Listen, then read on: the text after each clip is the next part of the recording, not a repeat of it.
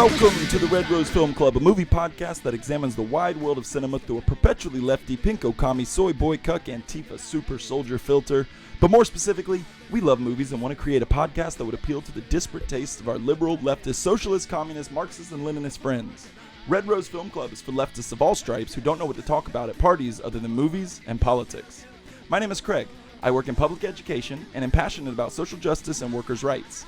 My tastes range, but mostly exists on opposite ends of the highbrow, lowbrow spectrum. And I'm with... Hey, I'm Hal. I use she, they pronouns. I work in higher ed. And my tone of voice is about how I feel about that recently.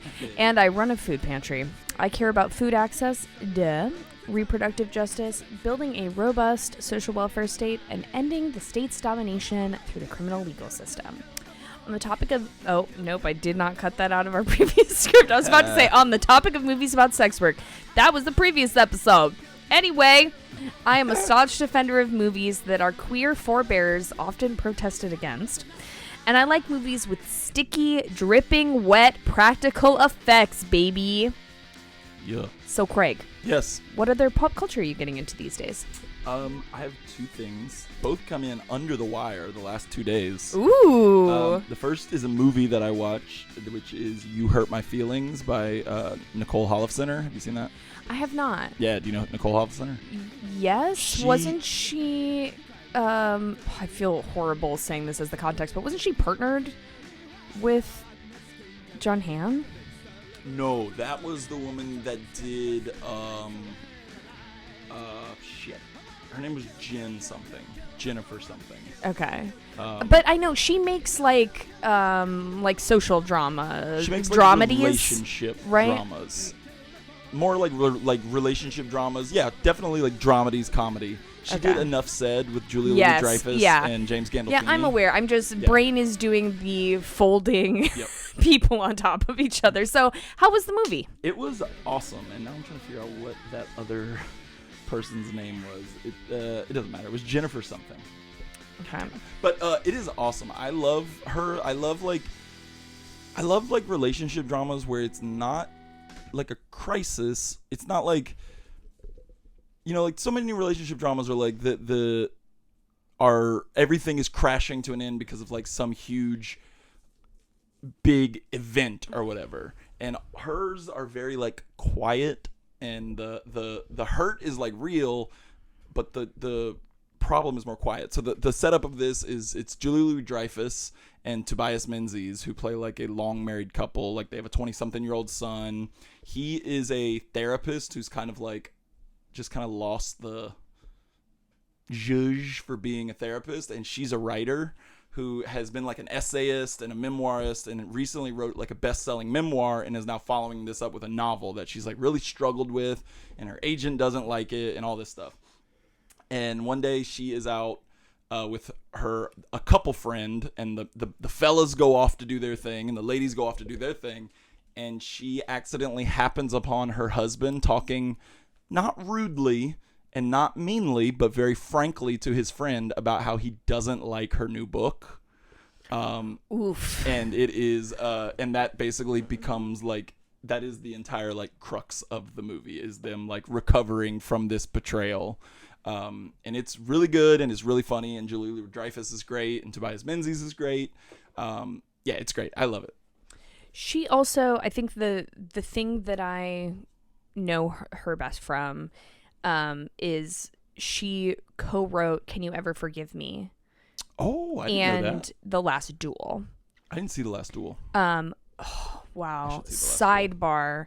I really loved it and will defend that movie voraciously. Scott one, right? Yes. Yeah. They came out the same year as The House of Gucci, which that man is bonkers, right? Yeah, wild. Prolific production, huge scale films. But yes, because it was there was a kind of a discourse around the fact that like her contribution to the writing was often understated in the conversation about the movie being about a sexual assault. Yeah. I think it is absolutely worth watching. Yeah, I want to check it out. It's one of the ones I've been meaning to, and I just haven't gotten to. And I haven't seen House of Gucci either.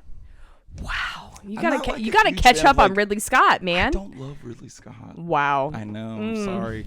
I like some Ridley Scott stuff, and some stuff I feel is like bloated and Yeah, I think that's why I like it. yeah. I think he is probably my most mainstream favorite director. Okay. Yeah. I would say. I mean, listen. I don't want to bury myself too deep. Like, I love Blade Runner and Alien and like the 80s shit, and then the like. Yeah, I mean, we're gonna have to actually duel if you say you don't like Alien. No, I love Alien. I love Alien, and I like, he's done shit that I've liked more recently. yeah. But when I say like bloated, I'm thinking like Gladiator. I mean, that is just so, it just That reflects Crusades like one. the history of cinema, right? Is like these massive epics back to the silent yeah. era, right? Like these massive epics that marshal so many resources and hundreds, if not thousands of people. So I It could dig also it. be like, Are you gonna watch Napoleon? I do want to see that, yeah, because Joaquin Phoenix is gonna be wild. It also might be like residual like dad movie Fair. pushback, because like, I mean, like, my dad exposed me to a lot of like early movies, but they were all like very much dad movies. Like, we're gonna sit down and watch Saving Private Ryan, son. You see that TBS logo and you're like, no! Damn. God damn it. Anything No. but the USA Saturday afternoon movies. Characters welcome. Was that them? USA? Yes, I believe so. USA. Yeah. TBS. Very funny. Ooh. How many can you FX. keep going? Oh.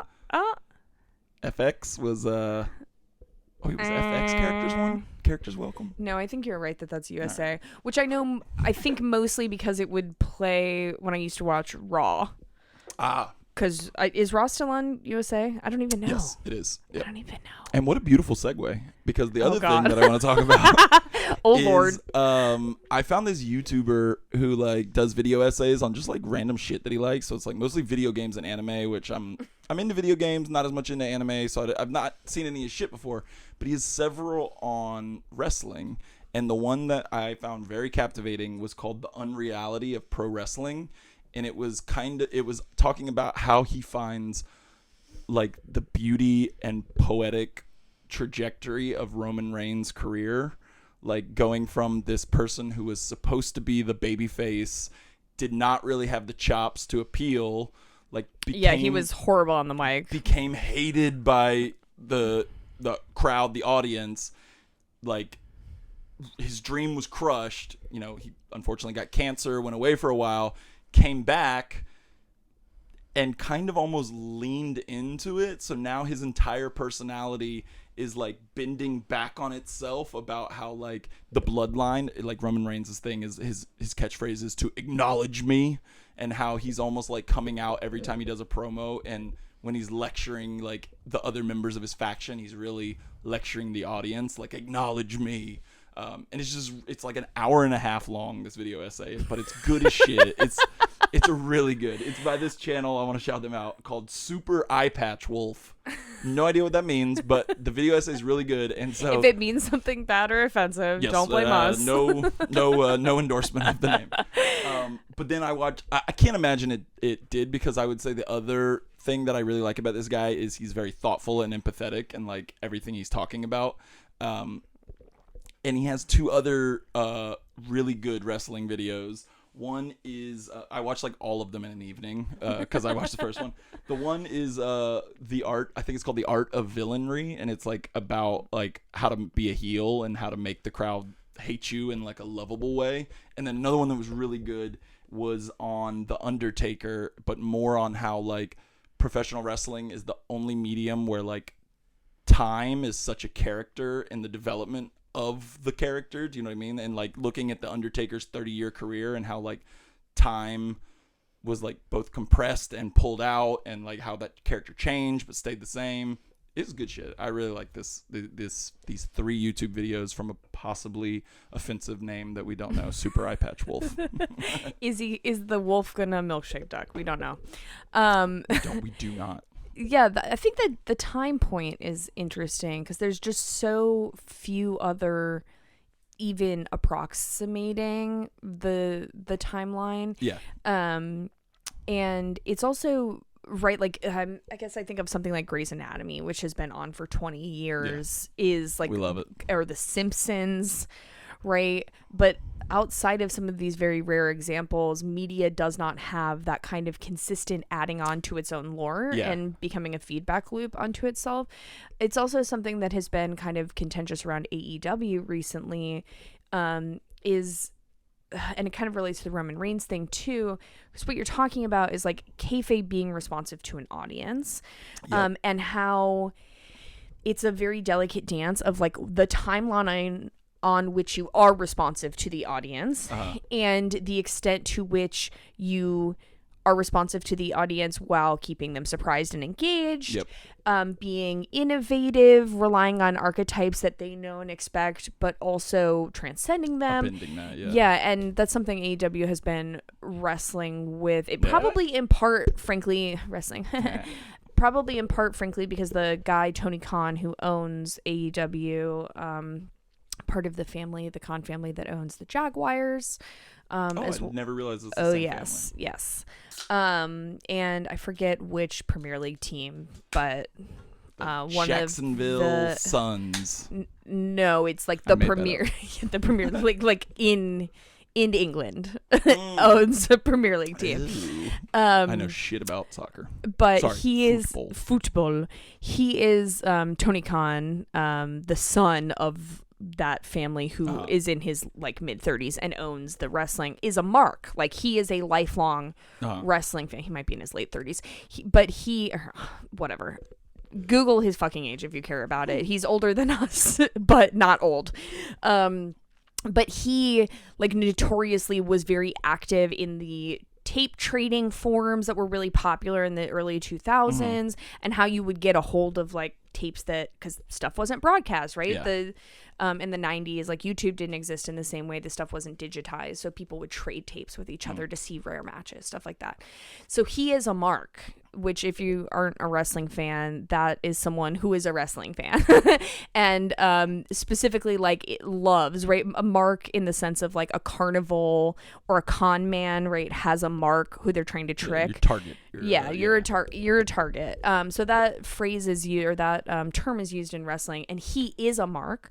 And some of the criticism, which I think is just and valid, is that like he is too much of a mark sometimes to be able to fully take the step back and see what needs to be done. Strike the balance between being responsive to fans and not stretching things out. Like recently there's been a lot of criticism over him not developing storylines for women in the women's division, or like developing storylines on a very short, right before a pay-per-view, and not like giving it time to breathe. So it's interesting that you raised that. It's something I've been thinking about a lot lately.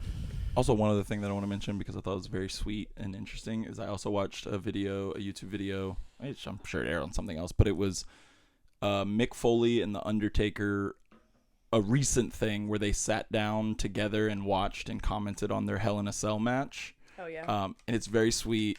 And there's like one very sweet moment where Undertaker like watches like whatever the like 15th like horrible thing that's happened to Mick Foley in that match, and he just looks and he's like, "Damn, you're a tough son of a bitch."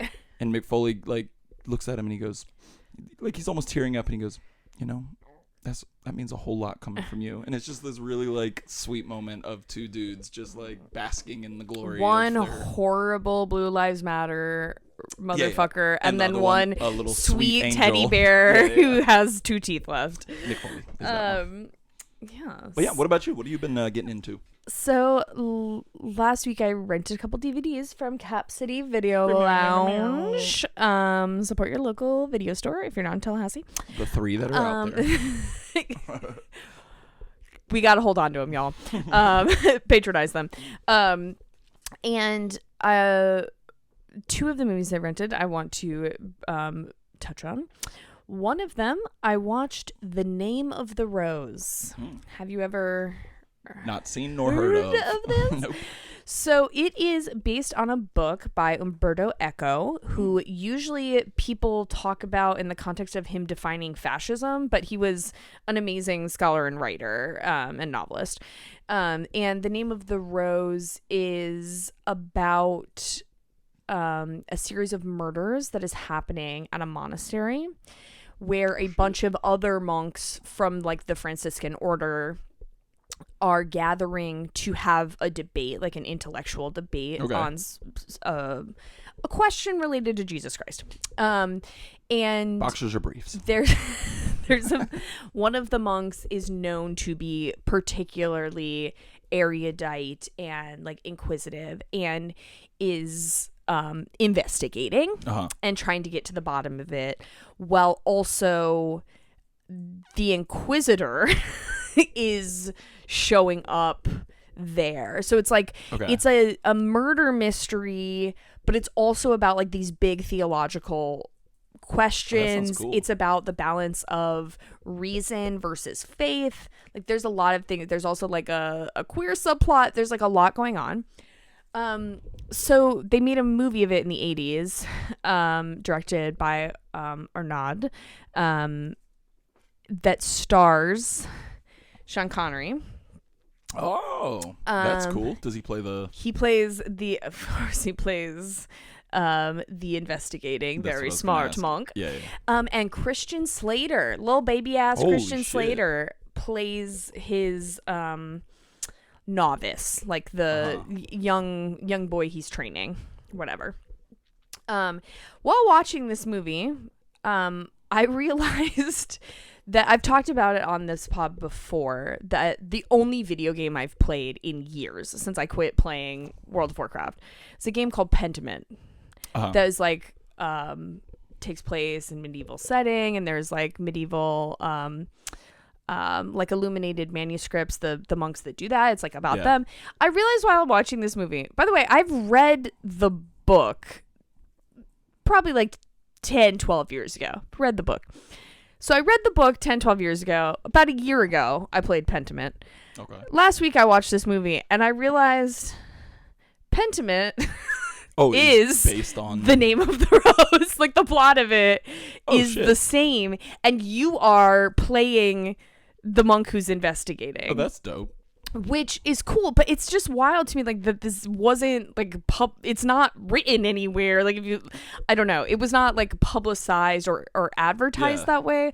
But in my defense, I read the book a while ago, and I was on hydrocodone the whole time I was playing the game, because I was recovering. A video game to be based on a no monk. one expects the Inquisition, okay? But I'm not saying it's a good movie. It's like Sean Connery, it still has like his fucking accent. No one else does, but it is exactly my kind of shit. Yeah. Like, I love things that are set in a medieval setting and that wrestle with like faith versus reason. Like, these are all things that speak to me. So I'm not saying it was a good movie, but if those are things that you like to, you should watch this movie. Also, it's like very gory. Like, it's surprisingly very gory. Like, the murders are gross. Yes. Hell yeah. Very explicit. Fuck yeah. Yeah, and little baby Christian Slater is in it. So what year was this? I want to say 85 or 86. Oh, so way before True Romance. Oh, yes. Yeah. And it's a couple of years before Heathers. Okay. Yeah. Yeah. I'll also say that if we had recorded this a day later, I would have made you listen to me talk about Mortal Kombat 1 for a good little bit, speaking of video games. Because it came out today. Oh, did it? Yet, so. Okay. Next 2 weeks from now, everybody watch the fuck out. If we're even recording 2 weeks from now, I might have to cancel to just play Mortal Kombat for another 2 weeks. Defer. The other DVD that I watched was Army of Darkness. So I'm about to say something that I feel like could get me canceled. Okay. I didn't like it. You didn't like it, really? I had never seen it before. I have seen Evil Dead like an innumerable number of times. And I've seen The Evil Dead 2 many times. Yeah. For some reason, this was just like a really significant gap for me. And while I was watching it, all I could think is, oh my God, I wish I had seen this at age 16. Yeah. It kind of feels like the way I felt about it is the way I feel about Mel Brooks movies that I didn't watch as a kid. But you watch now. But I have seen more recently. So like I watched Young Frankenstein many times as a kid. I watch it now and I like it because I still have some existing affection for it. I'm trying to remember which is Robin Hood Men in Tights, Mel Brooks? That's Mel Brooks, yeah. Yeah, I did not see that as a kid, and I watched it a couple of years ago with my husband, and I did not like it. I did see it as a kid, and I do not like it. I'm not like a huge Mel Brooks guy. Like I love the producers, Blazing Saddles, Young Frankenstein, and that's about where I tap out on Mel Brooks. I don't know. I think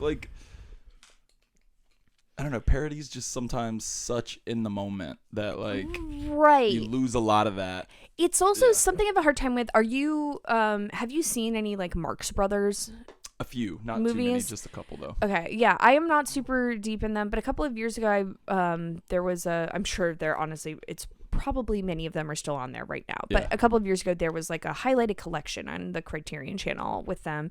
So I went through and watched a couple, and Duck Soup is like the lauded, elevated, like this is their masterpiece. And I watched it and it is a joke a second. Like they are, here's a joke and here's a joke and here's a joke and here's a joke. And that pacing is so outside the realm of, I don't know, the comedy I like that I can connect with, or like the way my brain wants to receive comedic pacing.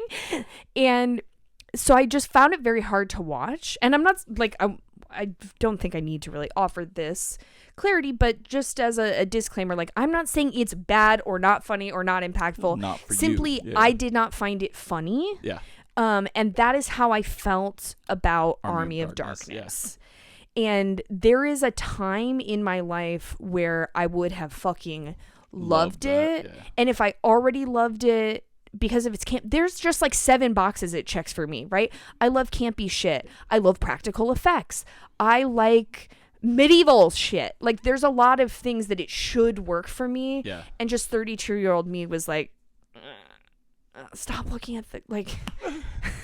See, I did watch it as a teenager. Stop telling a joke and like looking at the camera. I mean, he's not literally breaking the fourth wall all the time, but so much of Bruce Campbell's delivery is like yuck. Way more quippy for sure. But also, I feel like he does elevate it too, because I think it would be worse if it was someone else. Oh, for sure. He's very talented. He's also really handsome in it, which is the thing about. That's the most handsome Bruce Campbell of the three. Because the first one, he looks like he hasn't grown into his face yet.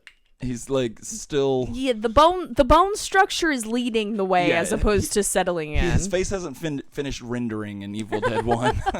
And then Evil Dead 2 he's getting there, and then Evil Dead 3 is like prime handsome. Yeah, he looks good, and the movie looks good. Again, all the practical effects are cool. Supreme.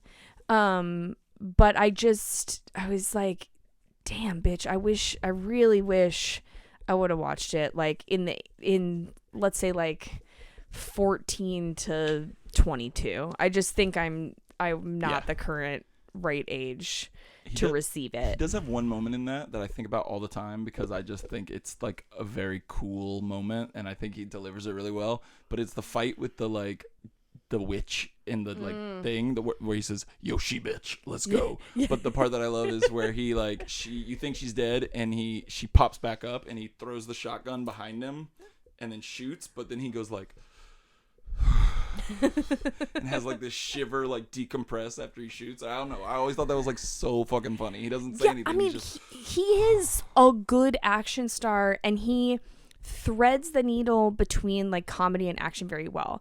The other thing, aside from like my age, that I think affects my view of this is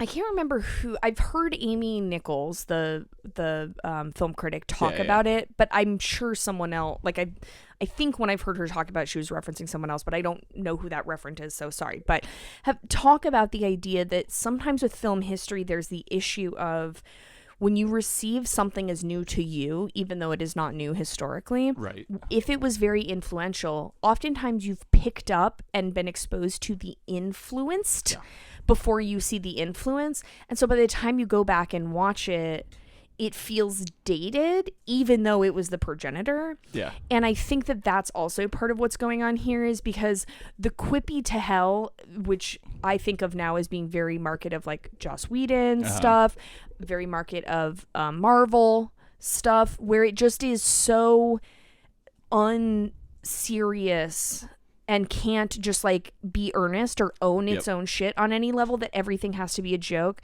And that sometimes is appropriate and communicates like what the filmmaker intended, but because I've been exposed to so much of it that doesn't work, it's hard to like view it with fresh eyes, I think, is kind of what was going on for me.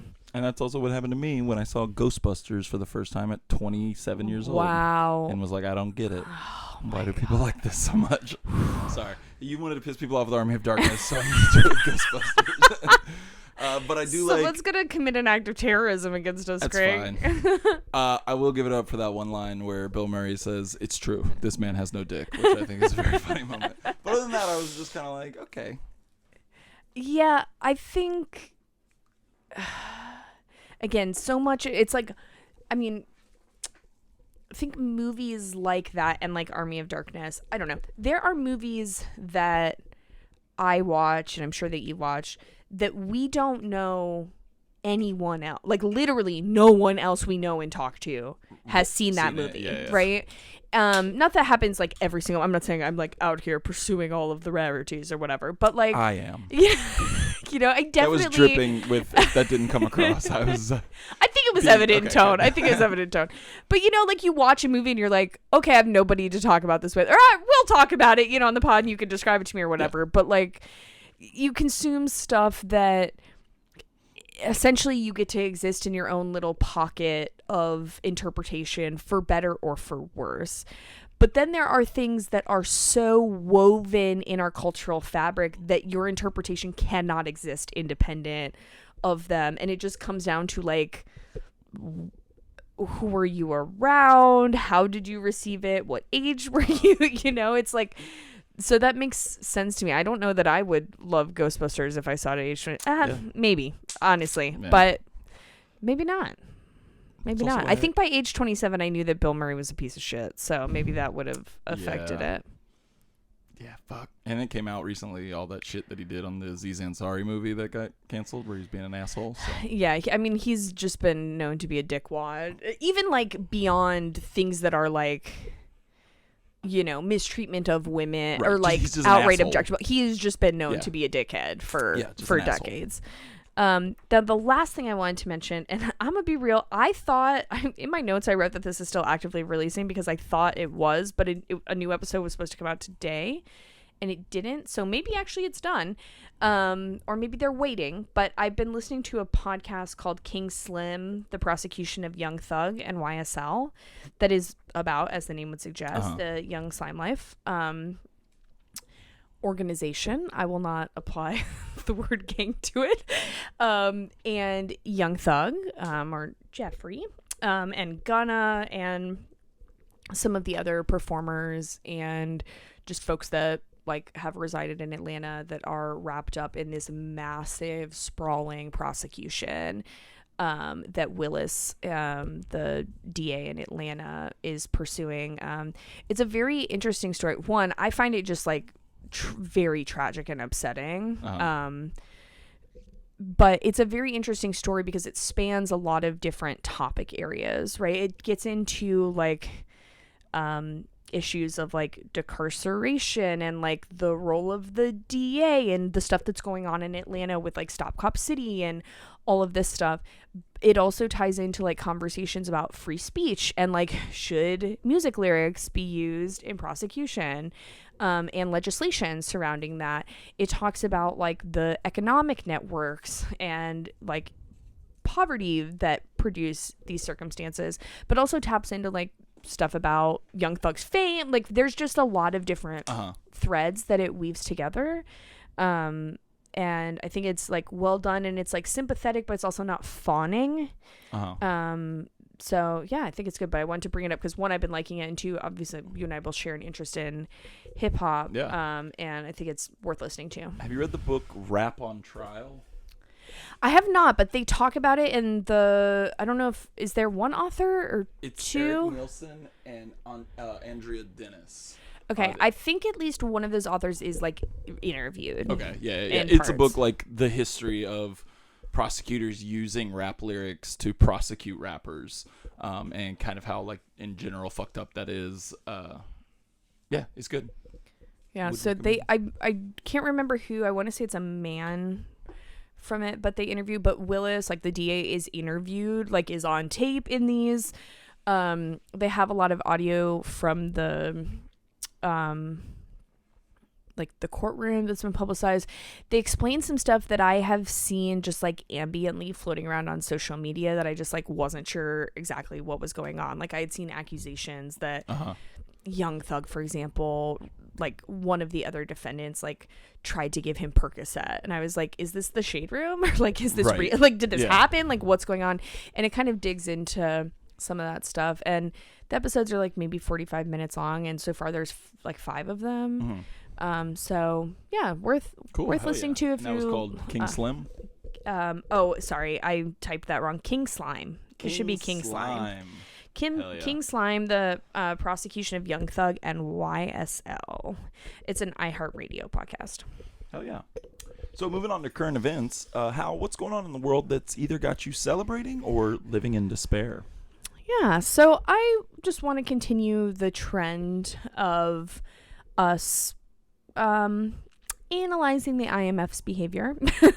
And The Intercept recently, a couple days ago, released some new reporting on Pakistan and our old friend, the IMF. So basically, Pakistan was selling arms to Ukraine, like to the U.S. for Ukraine, like for those arms to eventually be distributed in Ukraine.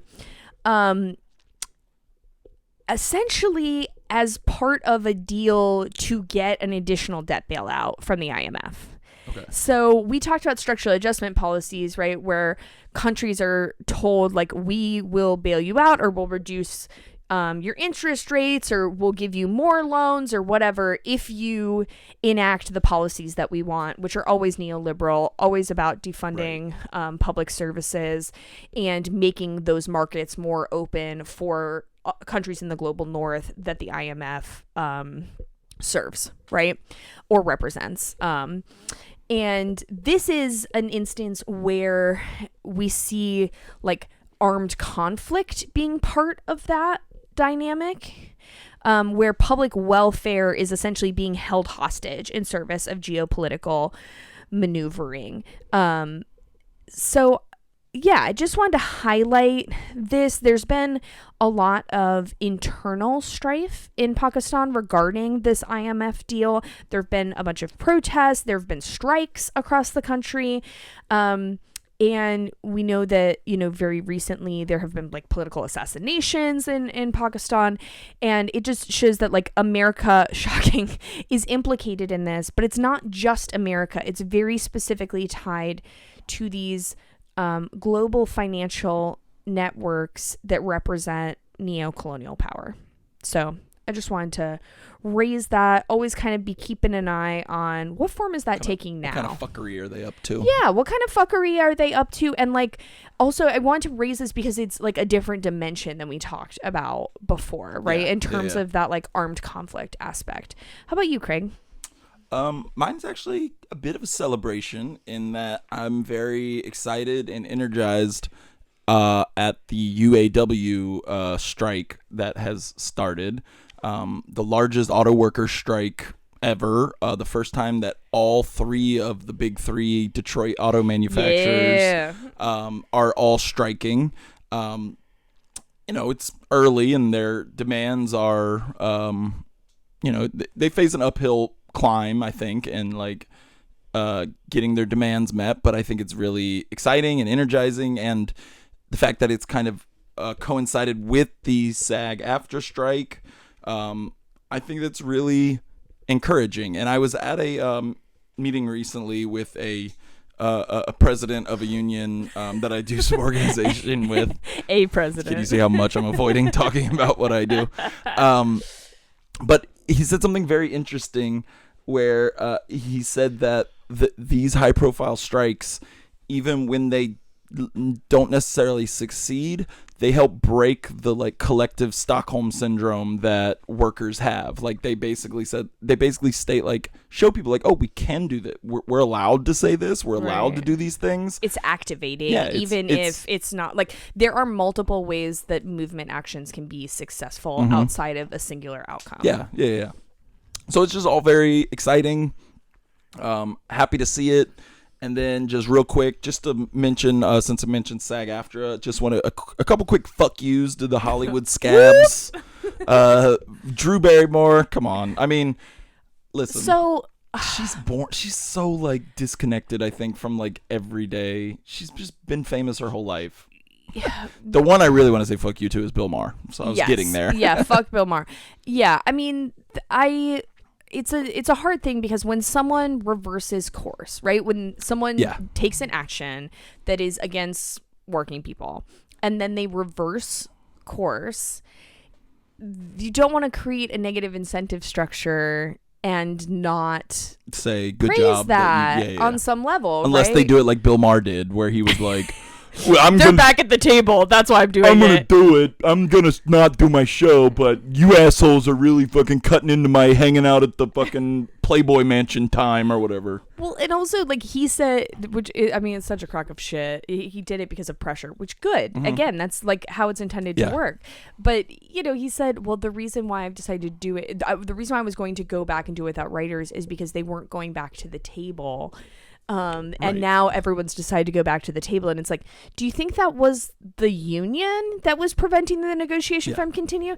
It doesn't hurt the fucking studios, you dipshit, for you to go back to working. So whatever, the pressure worked. Up that both sides thing, like figure out your shit, y'all. And I was like, that's not the issue here. Is like it's one side that needs to figure out their shit, and one side's labor is producing value. The other side is exploiting that value. Yeah. Fucking Bill Maher. I also want to say, do you know that Bill Maher does a podcast now? Yes, unfortunately, I'm burdened with that information. Yeah. First off, it's like the most fucking like tweeny bopper name. It's called Club Random, and it's like, I'm sorry, is it 2003? I know. Does it say like, RAR in it looks like Club Random. I didn't know it was called that. This is gonna be a very specific reference, but it looks like they record it like kind of inside of Waterworks, the tiki bar that's in Tallahassee, where like there's just like low lighting and like weird shit around, and like he's just always drinking because he's fucking Bill Maher and like smoking. Does he have a little dried pufferfish lamp? Honestly, he's got some weird lamp. There is a weird lamp involved. But it's notable for a few reasons. I'm pro weird lamp. I'm not pro Bill Maher. Write that down. The first reason I want to say is notable is because he had a hilarious interview with Richard Dreyfuss, where Richard Dreyfuss was an asshole. He was going on about cancel culture, but also Richard Dreyfuss is now like 900 years old and shriveled, and he interviews people in these big ass chairs, like. Was it just eating him? Like love seats. No, he's not eating him. He's sliding down. So literally. At the end of the interview, Richard Dreyfuss is in his chair, like having to like sit up. I gotta find a picture. They have to resuscitate him. It's so fucking funny to see Richard Dreyfuss in this. Sorry, you activated the scale when you did that. Did I really? There's a scale, like a weight scale, like for body weight, on the ground in the room where we were recording, and Craig slid out of his chair and slapped one foot on it, and it was like, yes, I've been summoned. It's my time. Oh my god, I can't find a picture of him sliding out of his chair. We gotta but post I will it. Find it. Gotta post it on the Twitter. I refuse to call it by its actual name. Yeah, I will never stop. But the other thing I wanted to mention about Bill Maher is, are you a fan of Tim Heidecker? Sure, I'm like yes, broadly. Have you seen like where he does the kind of not winking parodies of like shitty shit? Like he did a Joe Rogan one that is really funny, where like the only reference to that it's Joe Rogan is like he has the similar backdrop, and then he has two other comedians and they do a pitch perfect Joe Rogan parody where they're not like Pitch Perfect. Anna Kendrick is there. Hey, they're not like being funny necessarily. They're just having a Joe Rogan conversation in like the most perfect way. It's really fucking funny. But he just did one making fun of the Bill Maher podcast where he's doing like full Bill Maher like condescend like.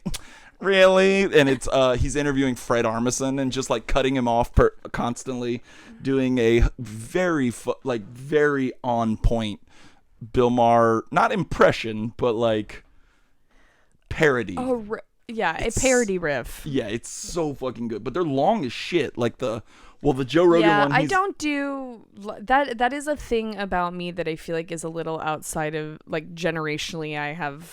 I am not on cycle with the rest of our broader broader generation. I just showed Hal you the picture of you gotta Richard, take a screenshot of that. Richard Dreyfuss falling out of his chair. And post it on the Twitter. On the Twitter. But I just like don't do long like YouTube videos. Like if someone's like, watch this YouTube, I don't even mean in person. I mean someone like my husband will send me a video and I'm like, is this more than 3 minutes long? It's not happening. So they were also making fun of how long Joe Rogan's is. So the parody that he did is only an hour, but when he uploaded it to YouTube, he looped it 12 times. So when you watch the Tim Heidecker one, it's a 12-hour long video. I shan't. I won't, I can't, and I shan't. But yeah, so we're going to get into the movie soon, but do we want to do the return of our top 3? Top 3! Hell yeah. So today for our top 3, we're going to discuss our top 3 American horror series. And we're going to do this because, 1, I wanted to, and 2, because we're leading into a series of episodes about horror movies, and I thought it would just be a fun opportunity to kind of contextualize our respective tastes on horror and just like kind of get into the spooky mood. Craig, do you want to say your third favorite American horror series? A caveat. Okay. Because my number 3 and my number 2, like 80 to 90% of the movies in these respective franchises are shitty, but the ones that I love. So my number 3 is contains my favorite horror movie, perhaps my favorite movie of all time. Here we go. Which is the Texas Chainsaw Massacre franchise. Yes, which, if I had to individually rank movies, that would probably be number 1. But because there's legit 2 good Texas Chainsaw movies out of like 13, I had to put it at number 3. That's fair. And the 2 good ones are Texas Chainsaw 1 and, of course, Texas Chainsaw Part 2, which is a masterpiece and is fucking hilarious. And Bill Moseley is awesome in it. I love the Texas Chainsaw movies. And I just love how, because they're both by Tobe Hooper, 1 and 2, and they could not be more different tonally. And they're just fucking crazy. Have you seen Part 2? I have. Yeah. I will say, I think we've talked like a little bit about this before. Well, you and I have talked about it off mic, but I think we've talked about it a little bit on mic, maybe. That I am just not a huge fan of the series as a whole. Yeah. It's not that I don't think the movies are scary or that they're not good. In fact, I like have an intellectual interest in especially the first one.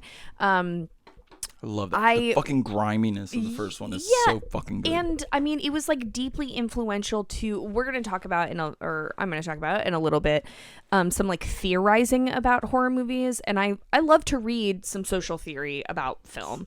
And there's a lot of really important work that draws on that first film, especially like a seminal text in the field, Men, Women, and Chainsaws, which is about like a psychoanalytic approach to gender and horror. Cool. Yeah. I own it if you ever want to read it. I will say again, it's a psychoanalytic approach, so it is theory. It is you are reading about Lacan. But I just am not. I don't like watching it. Like I just don't find it to be something I enjoy viewing on like any level, so I just don't revisit it.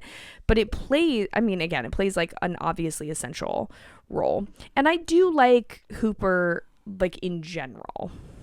I will say. Have I told you that I've been in the Texas Chainsaw house?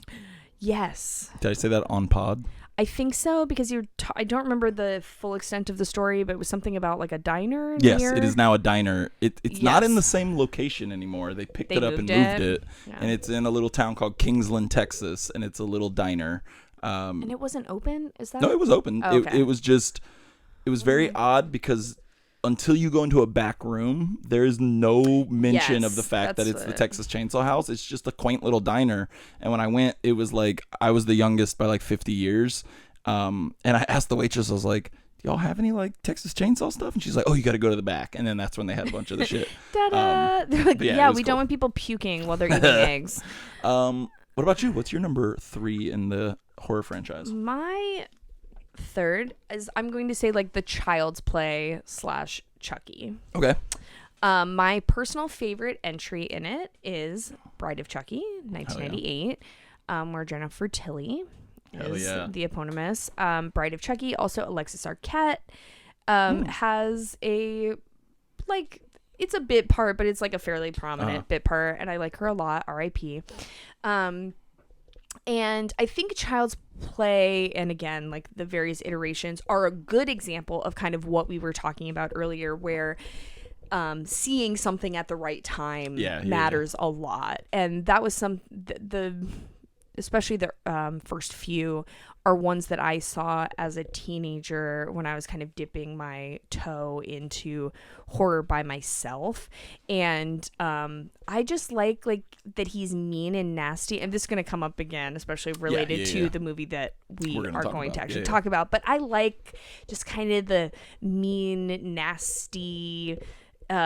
just like he's got a fucking attitude. He's vile. Yes, he is vile, but he's like funny and rude. He's got a tude, you know, and I like that it kind of increasingly becomes more self-aware. Which I feel like happens with a lot of horror franchises. Yeah, as it goes on and it becomes, again, related to something else we were talking about earlier, responsive to audience reaction. And so did Nightmare on Elm Street too. Yes. Yeah. But yeah. So what are your feelings on Chucky? I love it. I need to revisit it. It's been a long time.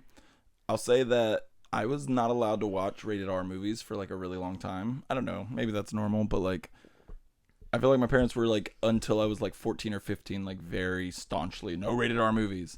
But the Chucky movies, I was at my grandma's house during summer and they all came on like TBS or USA, and I remember watching all of them in like an afternoon, you know, all the like real gross shit removed, but I fucking loved it. It was like rude and gross and weird and creepy, and I specifically have like a really weird memory. This one probably sucks, but Child's Play 3 is the one where they are at the military school. Yes. I have a very specific memory of that one being particularly fucked up. Like, I feel like I remember does Chucky throw a grenade at someone and then someone jumps on it and like sacrifices himself? I remember like as a kid being like, that was fucked up, and like that one really staying with me. It's also a reoccurring theme for me is like, as I said up top, I love good practical effects. And by good, I don't necessarily mean seamless. I just mean like gross, planned out, right? Like just have like complex and like interactive and Tom gushy Savini quality to it. Yeah, exactly. Did you see the newer one that came out? I did. I liked it. Yeah, I thought it was good. I really liked the there was like a lawnmower kill in it. Yeah. Like, I just kind of love, we talked about The Happening before. Yeah. I just kind of love when a lawnmower is killing someone. Yeah. You know, Suburbia bites back. Also, in the trees. Yes.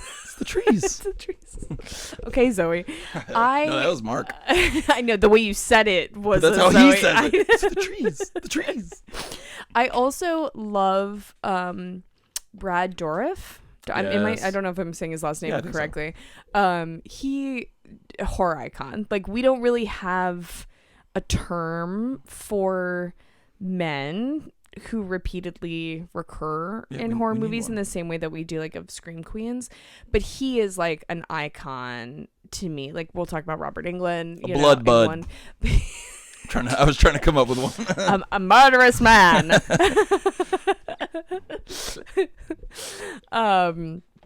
But he voices Chucky, for those that don't know. He's great in The Exorcist 3. Like, there's just other stuff that, you know, it's a great movie. That movie is scary too. It's fucking freaky. Crazy, yeah. I had to watch it during the day last time I rewatched it. I was like, maybe that's not an 8 p.m. watch.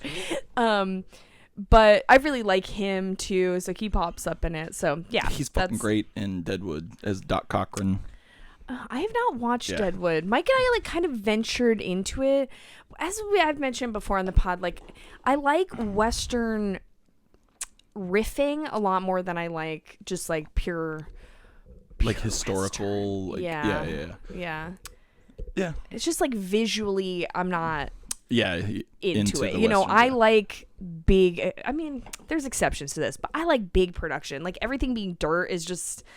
Yeah, it's not it for me, Chief. Most of the time. You know what I also love about Deadwood is that I love the actor Garrett Dillahunt. I don't know that I bet you will if you pull him up, you'll recognize him. But he plays 2 different prominent characters in Deadwood that they were just like they liked him so much they just brought him back. He plays in the first season he plays the man that kills Wild Bill Hickok. Oh, what's the fucking It didn't last for too many seasons, I don't think, but he was in a Raising Hope. Yeah, that guy. Yeah, he's great. He's great in everything. But he comes back in season 2 or 3 of Deadwood as like a completely different dude, who's like even more fucked up character than the one he played in the first season. But it's great. Like, don't mind.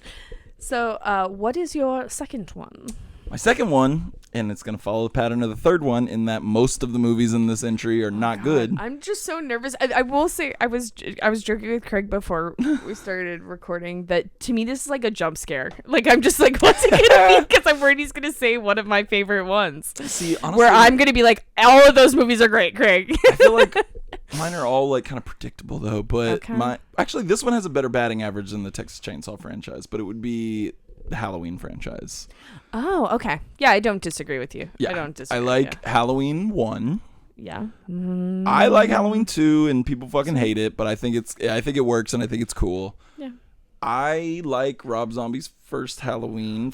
I don't like that you're skipping Halloween 3. First of all, I know that it is like. I do love Halloween 3, but I just don't even. It's in the franchise. It is in the franchise. I get it, but there's no Michael Myers, so my mind always skips it. But no, I do love Halloween 3. 11, 30, 41 days till Halloween. 41 days till Halloween. Silver Shamrock. That's my favorite part. I screened that on my porch last year or the year before. I think it was 2 years ago. Every day till Halloween? And no, as part of a specific week because I do like 31 days of horror movies. And everyone else I watched it with had never seen it before. Yeah. And everyone was like singing it throughout the movie after the first 2 times or so. So. And I think in the new David Gordon Green ones, those masks pop up in every single one of them. Yeah. I'm trying to think which other ones I like. I like H2O. Yes. That's the one with fucking Busta Rhymes, right? No, that's Resurrection.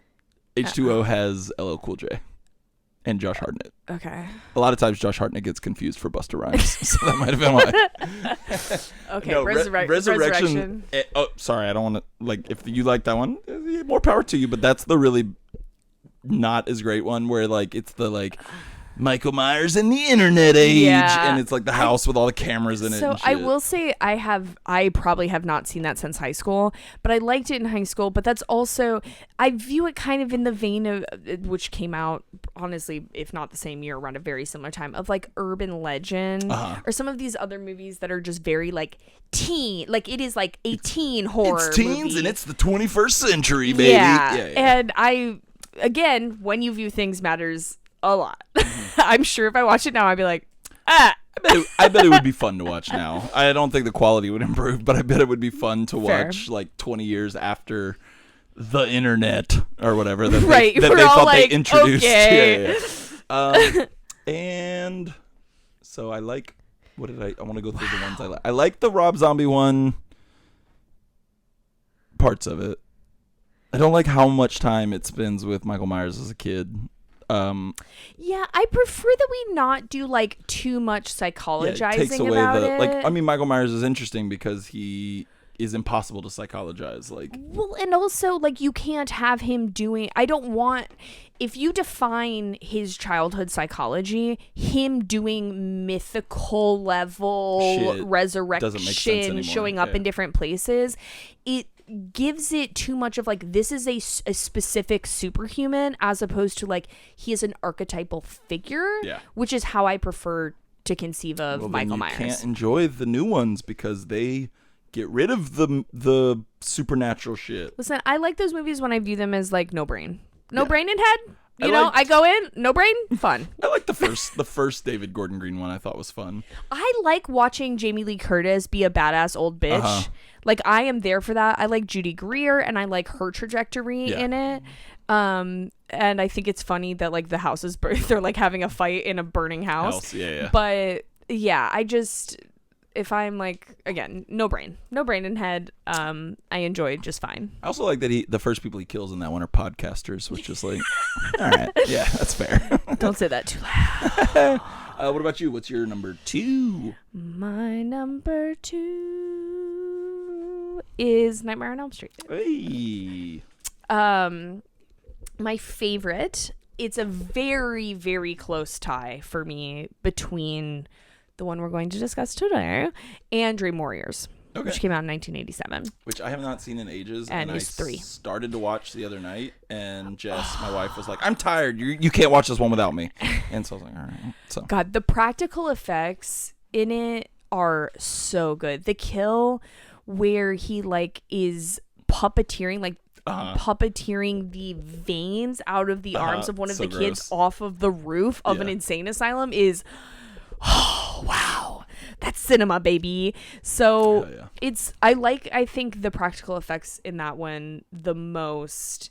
And there's some fun like performances in it. Like there's more, you know, Patricia Arquette is in it. There are more like famous people that are people that ended up becoming more famous later. But I think I like the overall like plot of the one we're going to discuss today more. Okay. So teaser is the one we're going to discuss today was originally one that I did not like. I mean, people hate it. I would say in general, even with like some queer reclamation, in general, people do not like this movie, I would say. The queer reclamation is probably like seeing it as an adult is what made me appreciate the movie now, because I'm thinking about when I watched it as a teenager.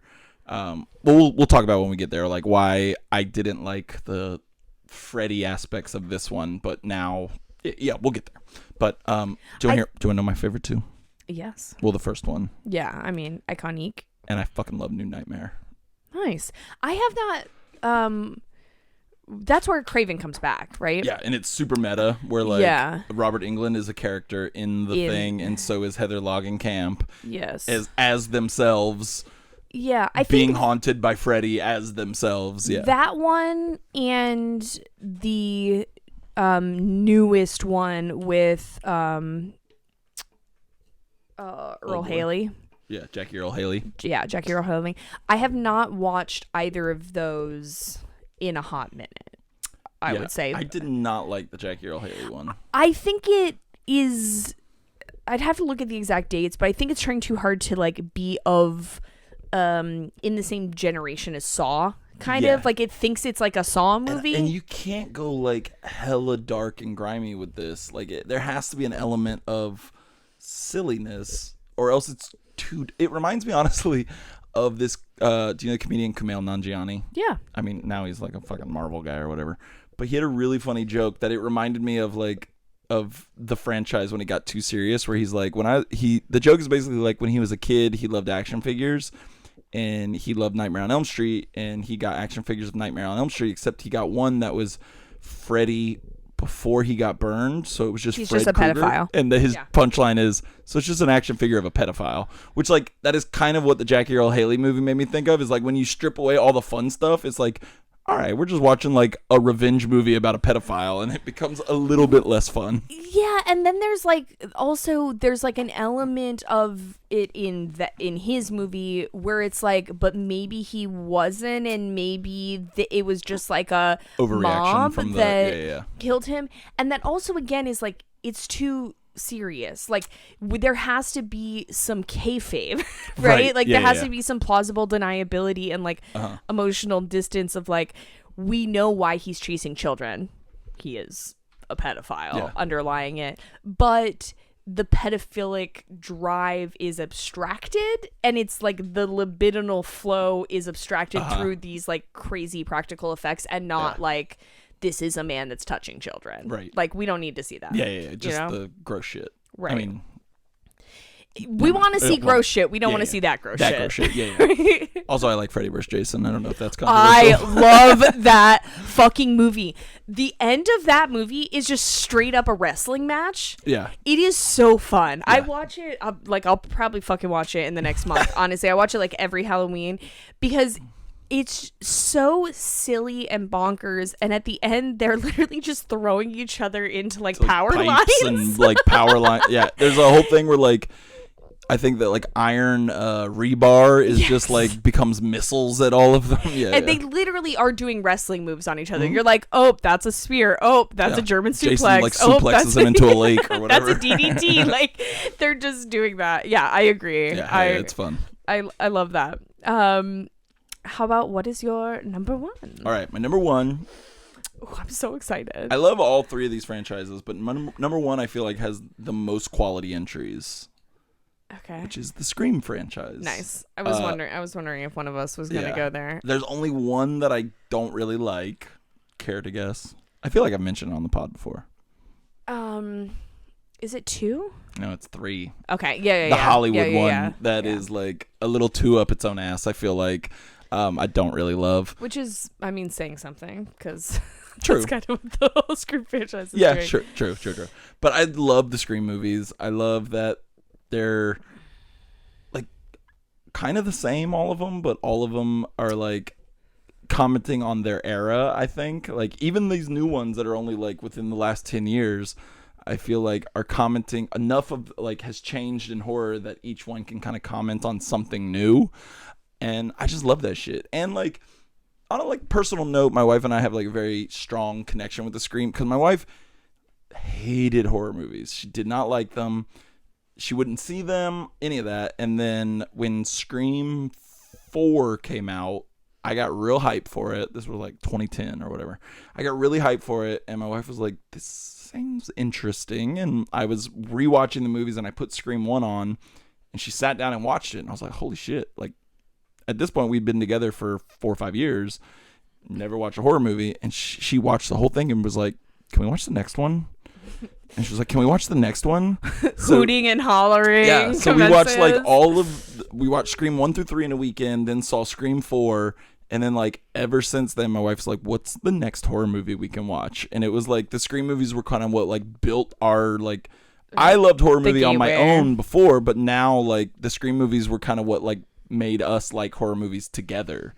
So there's like a little soft spot for the Scream movies. I love in that. That's very regard sweet. as well. Yeah. Yeah, I love the Scream series. I think why I did not list it is because I kind of what you said of like they're kind of all the same. Yeah. I enjoy them. I do revisit some of them. I watch the original Scream usually like once a year in October or around then. But the fact that they are fairly repetitive means they don't have like high rewatch value for me across the series as a whole. Except for this new one, honestly. This new one is the one that feels like the freshest to me. I think maybe just the change of scenery and the like. Yeah, the new one feels like the least like a Scream movie, but the most like refreshing in that okay, maybe they're like doing something new with the franchise. And yeah, I think it's also like the thing to the positive for Scream is that so one thing that I will say about Scream that I really appreciate is that the movies are actually scary to me, which is not always true. Like I have never been afraid during a Nightmare on Elm Street movie. Like, the first one got me. Love them. See, those are ones that I did not I watched as like a later teen. Yeah. So I just like, I didn't have. When his arms are all freaky long in the alley in the first one, that one scared the shit out of me. But but Scream legit can simultaneously be like in one beat will be actually frightening to me still, despite me knowing where motherfucking Ghostface is going to be every beat in the original.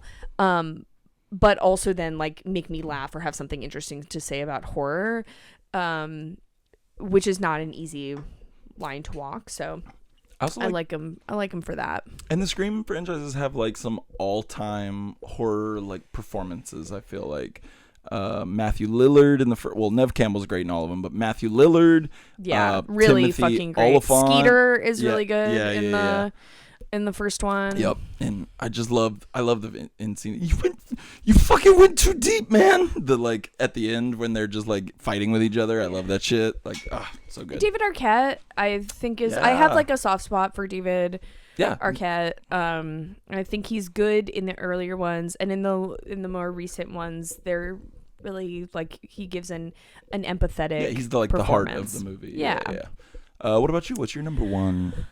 My number one, I've definitely talked about it on the pod before. I talk about this movie constantly, or series of movies constantly IRL, and it is Final Destination. I fucking love these movies. Do also love these movies. If I watch one of them, I'm like, okay, we gotta. Like, I literally cannot. I'm constitutionally incapable of not watching as many of them as possible. Hell yeah. My favorite one, which is like so hard, every time I try and define it, I'm like, well. But what about the pool death where the guy gets his gut sucked out through his asshole? Like the Chuck Palahniuk's Haunted. Or what about like when we learn, and that's in the Final Destination, which is actually Final Destination 4. And then what about in like Final Destination 5 where it does like the loop, it does like the looping where you keep thinking that they've like escaped death and then actually it's like the precursor to the first one. You know, there's so many good ones, but Final Destination 3, 2006, which is the one with Mary Elizabeth Winstead. Oh, really? You saw it on your birthday? Yeah, I love that. I want you to finish your thing, and then I'll tell you because I don't want to interrupt. With Mary Elizabeth Winstead, so that's the one where she sees the premonitions regarding the like carnival roller coaster. It continues to chase it. Includes my favorite kill in any of the movies. Which can I guess? Yes. All right. The roller coaster one. So they're all like high schoolers. Okay. In their town near graduation. The gymnast. That is not in that movie. Fuck. That is okay, is it in the girls 5? in the sun the tanning salon? No, but I do love that as well with Roller Coaster of Love. Every time I hear that song, I'm like, someone's about to die. No, the gymnast one is amazing and actually is really great for the same reason as my favorite kill in Final Destination 3. Oh, the weightlifter. Yes. Yeah. I love the misdirection where they are showing a man weightlifting and there are swords above his head. Oh, yeah. And you're like, he's going to get his head chopped off. The swords are going to drop. And then it's like, nope, he like drops the weights weirdly and they crush his head. Fuck. So the gymnast one is good, but I think that I can't remember if that it's definitely 4 or 5. It's later in the series, and I think that it's Final Destination 5. I believe so. Because I think it's one of the girlfriends of one of the people that's on the bus, which is like the premonition setting.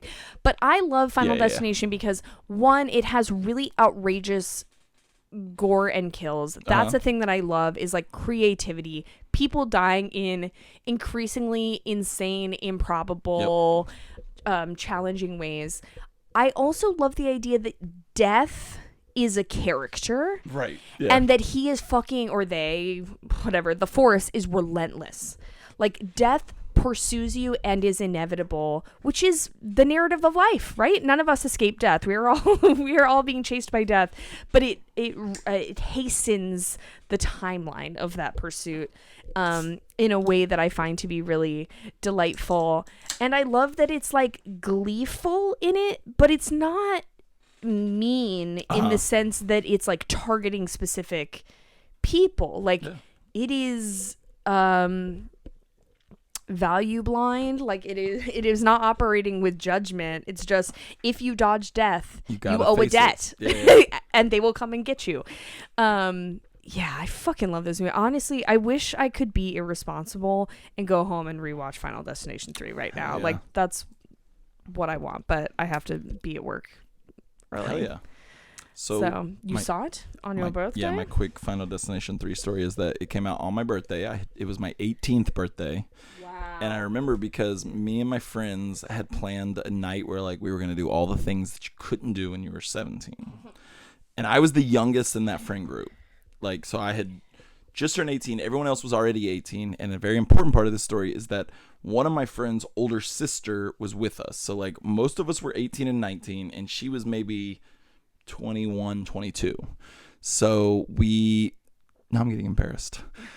So, like, you know, we went to the store and bought cigarettes and, like, all that stuff. And then we were hanging. Did you get a scratcher? Yep. Did you win anything? Do you remember? Don't remember.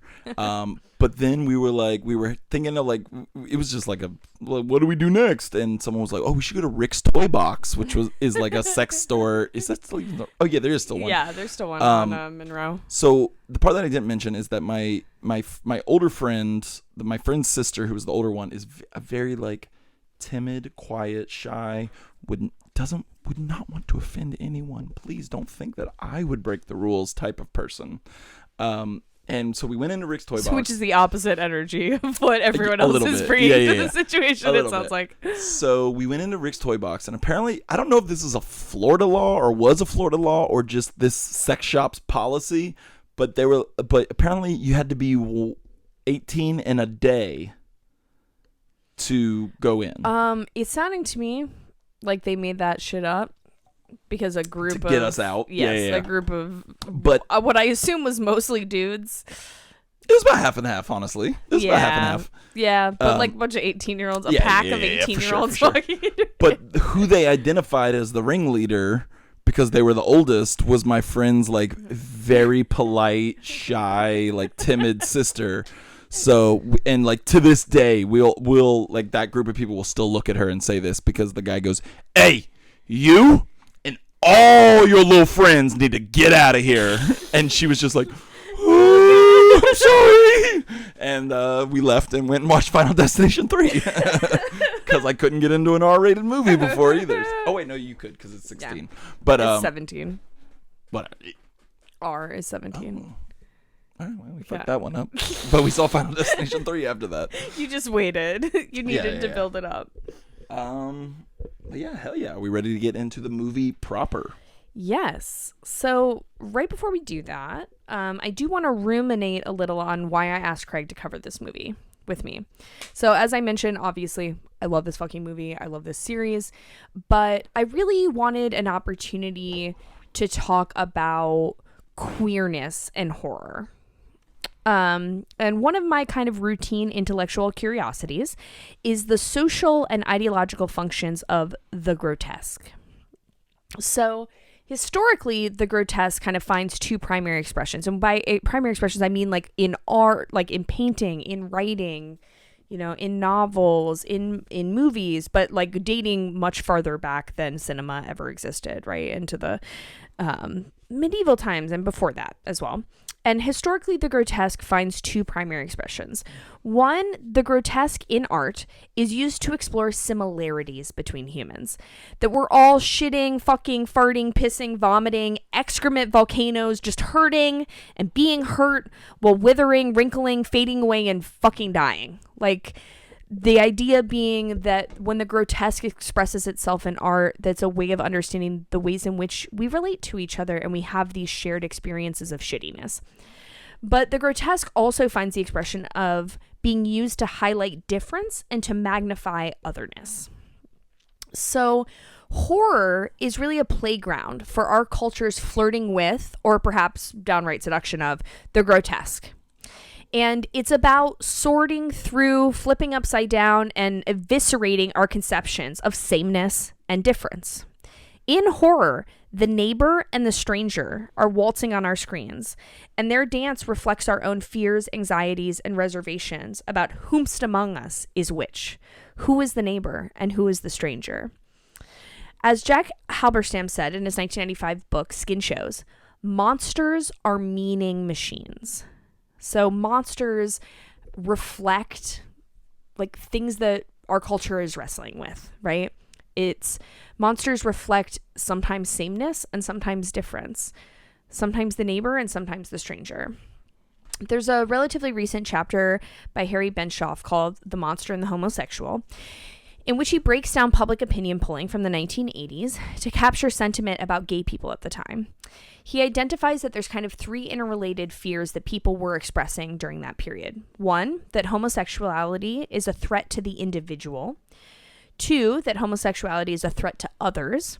And 3, that homosexuality is a threat to the community. So across these, we see that homosexuality is often, to go back to that sameness and difference, to go back to that stranger and neighbor construction, that homosexuals are often conceived of as the stranger, right? As the other. And this fear really seethes under the surface of a movie like Freddy's Revenge. It's not only fear, but this is an exception, but it's not only fear that animates horror's engagement with queer people. Horror, especially films that predate the 2010s, is studded with contradictions and conflicting tensions. Homoeroticism and gay panic are often bound together as one. Queer desire is so unspeakable, it's so unpenetrable by itself that it has to be dislocated, projected, and made metaphor. I hope that when we talk about this movie, we can dig into the linkages between homosocial, homophobic violence and homosexual desire that's reflected in this movie. I think we also have to examine how horror, including this movie, though perhaps more implicitly than other entries in the franchise, has drawn connections between pedophilia and queer people. Unfortunately, what is old is fucking new again, because sometimes it feels like not much has changed since Anita Bryant was running the Save Our Children from Homosexuality campaign, harassing gay teachers. Expressly political, these ideas strive to link the ultimate violation of innocence to queer people to craft the ultimate boogeyman. And this is in horror, but it's also, obviously, like I was just mentioning, in real life. Social movement scholar and sociologist Amy Stone has found in her research that the religious right has made the most explicit hostile arguments about gay men being a danger to children when gay movements were trying to expand legal advocacy and claims to rights. So queer people are conceived of as strangers, foreign, the archetypal other, as being worthy of fear and anxiety. She locates that these frames were most potent from the 1970s through the 90s, and eventually in the 90s when the target shifted kind of away from gay men to trans women, which maybe we'll talk about in the future. But this puts our objective study, Nightmare on Elm Street 2, Freddy's Revenge, 1985, today, right smack in the middle of a potent stranger danger panic about the bodily and existential homosexual threat to America's youth. Beautiful. Yeah. Thanks. Well, now I don't want to follow it up, but I thought I would counter that with my generic, because I mentioned earlier when I first saw it, my generic kind of straight white guy horror opinion when I saw this as an early teenager. Okay. I don't think that's a counter. I'd love to hear it because Yeah, I think that speaks to the prevailing thought that of idea. This movie. Right? Yeah, because I think that, as we mentioned, I think this movie has been in the past not really appreciated by horror fans or nightmare fans in general, and there are parts of it that I can recognize and see, but also parts of it that now as an older person when I was like, man, they didn't do the right, like anytime anybody complains about not doing the fans justice, I'm like, shut the fuck up. But like that would have been my complaint back then, just in general, that they didn't adhere to it per se. And now, having seen it as an adult several times and knowing a little bit of this extra textual stuff, I do like it quite a bit more. Also, I did want to mention, have you seen Scream Queen? The documentary? The documentary? Yeah. I watched some clips of it while I was kind of writing that. It's really, really good. Piece, it is. And I saw Mark Patton, the actor that plays Jesse. I kind of cut this out of the write-up, but one of the things I was going to say is in this documentary, he talks about how it was very hard for him to get other roles after the movie came out because he was stamped as gay. Yeah. And how there's some of this He is gay. right. Okay, I didn't know. Yeah. Yes. Yeah. But like that from this role, right? His agents were like, we're having a really hard time getting you new roles. Yeah. Because of how you're depicted in this movie, and that people are projecting queerness on you, and how that really speaks to the fact that like these dichotomies of stranger versus neighbor, of sameness versus difference, of queerness versus, heterosexuality are reflected in the film, but they tie into what's happening in real life, right? Like, and not just in like a broader sense, but like actually these dynamics are being replicated in the lives of the people that were in the movie, right? As a consequence of the movie. And it is because like in the documentary, Mark Patton he is not out at the time he's making this. He is aware of the fact that he is gay, is not really vocalized that to anyone. He recognizes that this movie is very gay and can't really say that because he feels that it would kind of out him. So he's in this weird space when he's making the movie, this weird headspace. Didn't realize how gay this movie is? Robert Englund? The director. Interesting. Really interesting, because I would have sworn that this guy knew exactly how gay this movie is, but I bought a few years ago, they released on a Blu-ray a special edition of all of the Nightmares together with a bunch of special features.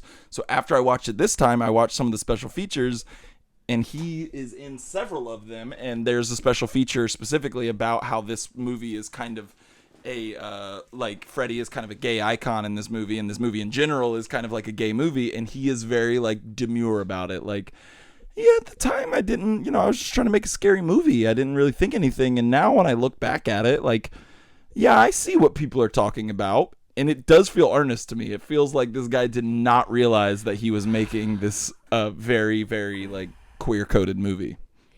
Yeah, I mean, I think it's interesting because for me, I view the movie as being about the closet. And which is also how Mark Patton views it too. Right. And so I don't view it as like Freddy is like, yes, queen, right? Like I view it like he is a predator in the way that he obviously, like, again, as we mentioned, he is a pedophile canonically.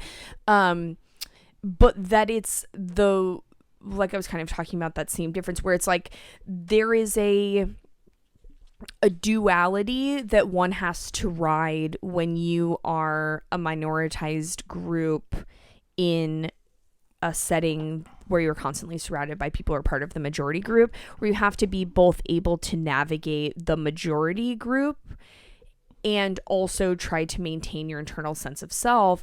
And with something like queerness that has like this closet metaphor, because it's not always visible and most times is not, right? Like the key essential pieces of queerness are not by definition visible. It's identity, attraction, desire, etc. That you have to like, you not only are you navigating the external world, which is homophobic, and your own internal world, but you have internalized what the external world is saying about you. So I view this movie as an extended metaphor for the closet because Freddy is being predatory and creepy and gross, and Jesse's character is trying to grapple with his sexuality in light of a universe in which the only idea of homosexuality that is presented to him is violent, cruel, like the gym teacher, and predatory. Yeah. So let's kind of set the stage for this movie and maybe like kind of what we're talking about when we say that he is kind of the victim of Freddy's predatoriness.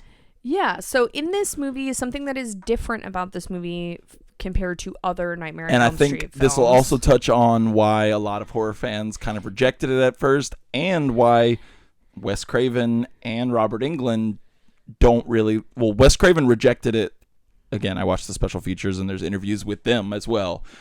Wes Craven rejected it outright for this reason, and Robert Englund, in talking about it, also doesn't like this aspect of it. This element of it. So in the other Nightmare on Elm Street movies, right, including the first one, obviously directed by Wes Craven, Freddy kills teenagers through their dreams. In Nightmare on Elm Street 2, Freddy's Revenge, following the events of Nightmare on Elm Street, the original, Freddy is trapped in this kind of netherworld, limbo, liminal space, purgatory, where he can't kill people directly through dreams, but he can possess the body of someone, in this case Jesse, played by Mark Patton, because Jesse, this part isn't stated explicitly, but it's assumed, because Jesse is living in the original house that Nancy lived in. Yeah, because in the original, it's like when you learn about Freddy is when he becomes the potential to, and in this one it's powerful. more that's more not quite defined. Yeah, it's more implicit, because like the psychic power of Freddy matters because we hear Lisa make the realization that, oh, if you're afraid of him, like that strengthens him. But it's not like the inverse in terms of learning or being a vector for him. It's not made clear. But I think this is why it's like very hard for me to grapple with the idea that the director didn't understand this was like a gay metaphor on any level. I honestly couldn't believe it when I was watching it that idea that Freddy can only act through Jesse really only makes sense if you understand it as a gay metaphor. Right. Yeah. Because in that case, it's perfect. It makes absolute sense. It feels like there is literally an other controlling him, because Jesse, as a man, as a boy, whatever, a teenager, growing up there's no one in that high school that's under the age of 35. They're all from the Stockard Channing School. They're literally all 39 years old in this high school. Stockard Channing's high school. They're all like, everyone around him, his parents, his friends, are all talking about heterosexual desire. And so therefore, the only way he himself can conceive of homosexual desire is that he is embodying another that is violent. And so it's hard for me to even conceive of how someone would understand what the function of that plot change is in the absence of homoeroticism. Right. Yeah. I feel like that man is fucking with everyone. He could be. Like, maybe he just... I don't know, but maybe he's really homophobic, and I'm not saying that man is homophobic. I only saw like a 10-minute featurette on the Blu-ray, but he does seem genuine in the sense that he was just like, I don't know, I just wanted to make a good nightmare movie, and he also like, I will say that the tone of these featurettes that I watched is everyone is accepting that this is not a good nightmare movie, which we would obviously disagree with. So like that is kind of the tone that these featurettes were taking.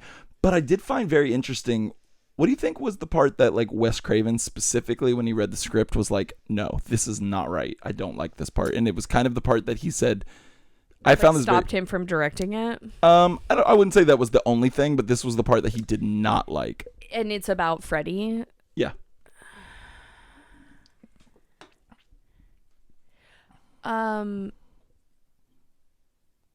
Is it about Freddy like being able to find physical form through people? Not quite.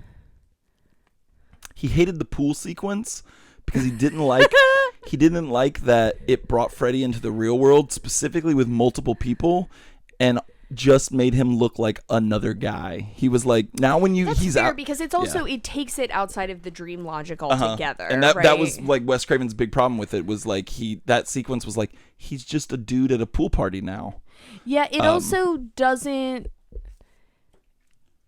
It doesn't really work in the context of the. I mean, I don't think it acts against it, but it doesn't act in favor of like expanding a queer metaphor. It does have one of the best shots in the movie, though, which is the flame. Hot dogs. Well, the flame behind his head, where he puts his arms out like when that. he puts his arm out and it's at a Dutch angle, and the flame. Yeah, yes, awesome. I agree. That's in my notes for sure as a powerful. You don't know this yet, but I've been working on the graphics for the episode image, and that is definitely the episode image for this one.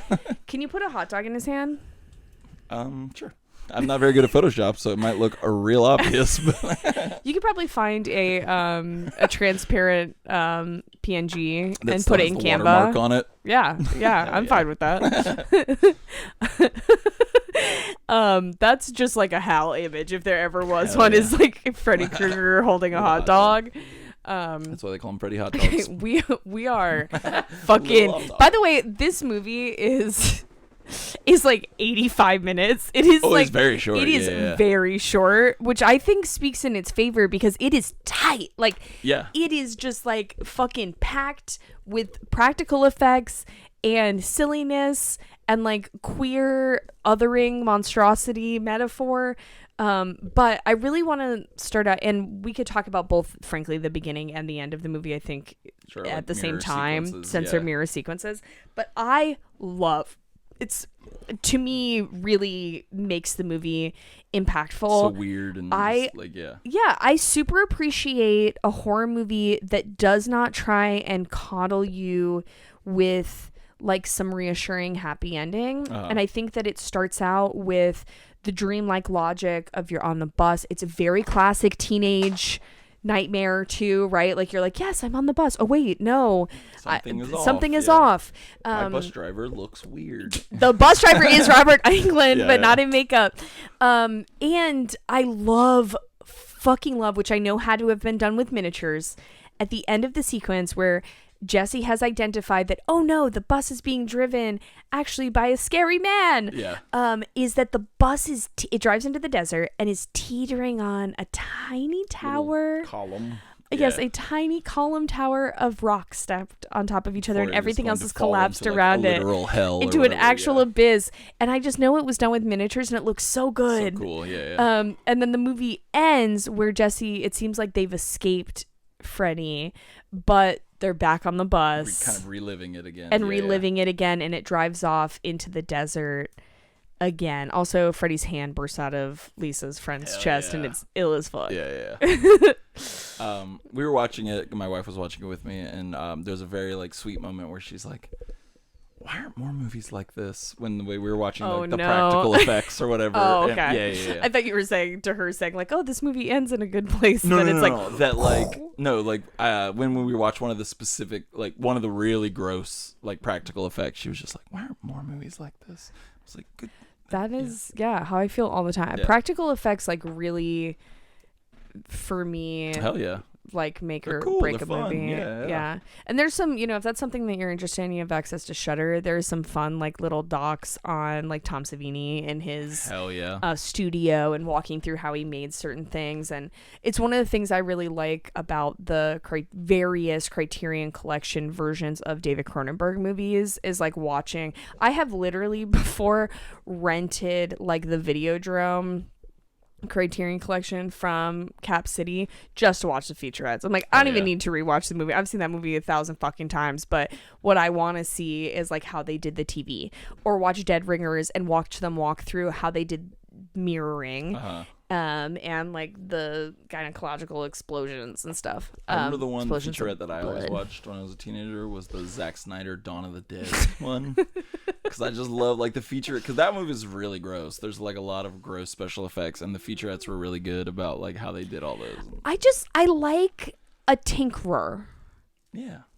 Like somebody that had to sit with some Servios and some blood packets, and it's like art and science and mixed together, and they're like, the physics suggests it should be this, but when we shoot that on camera it doesn't look this way. Like the tinkering of it all is very appealing to me and feels artisan. Like I love it. Yeah. I was in Pittsburgh in the spring of 2022.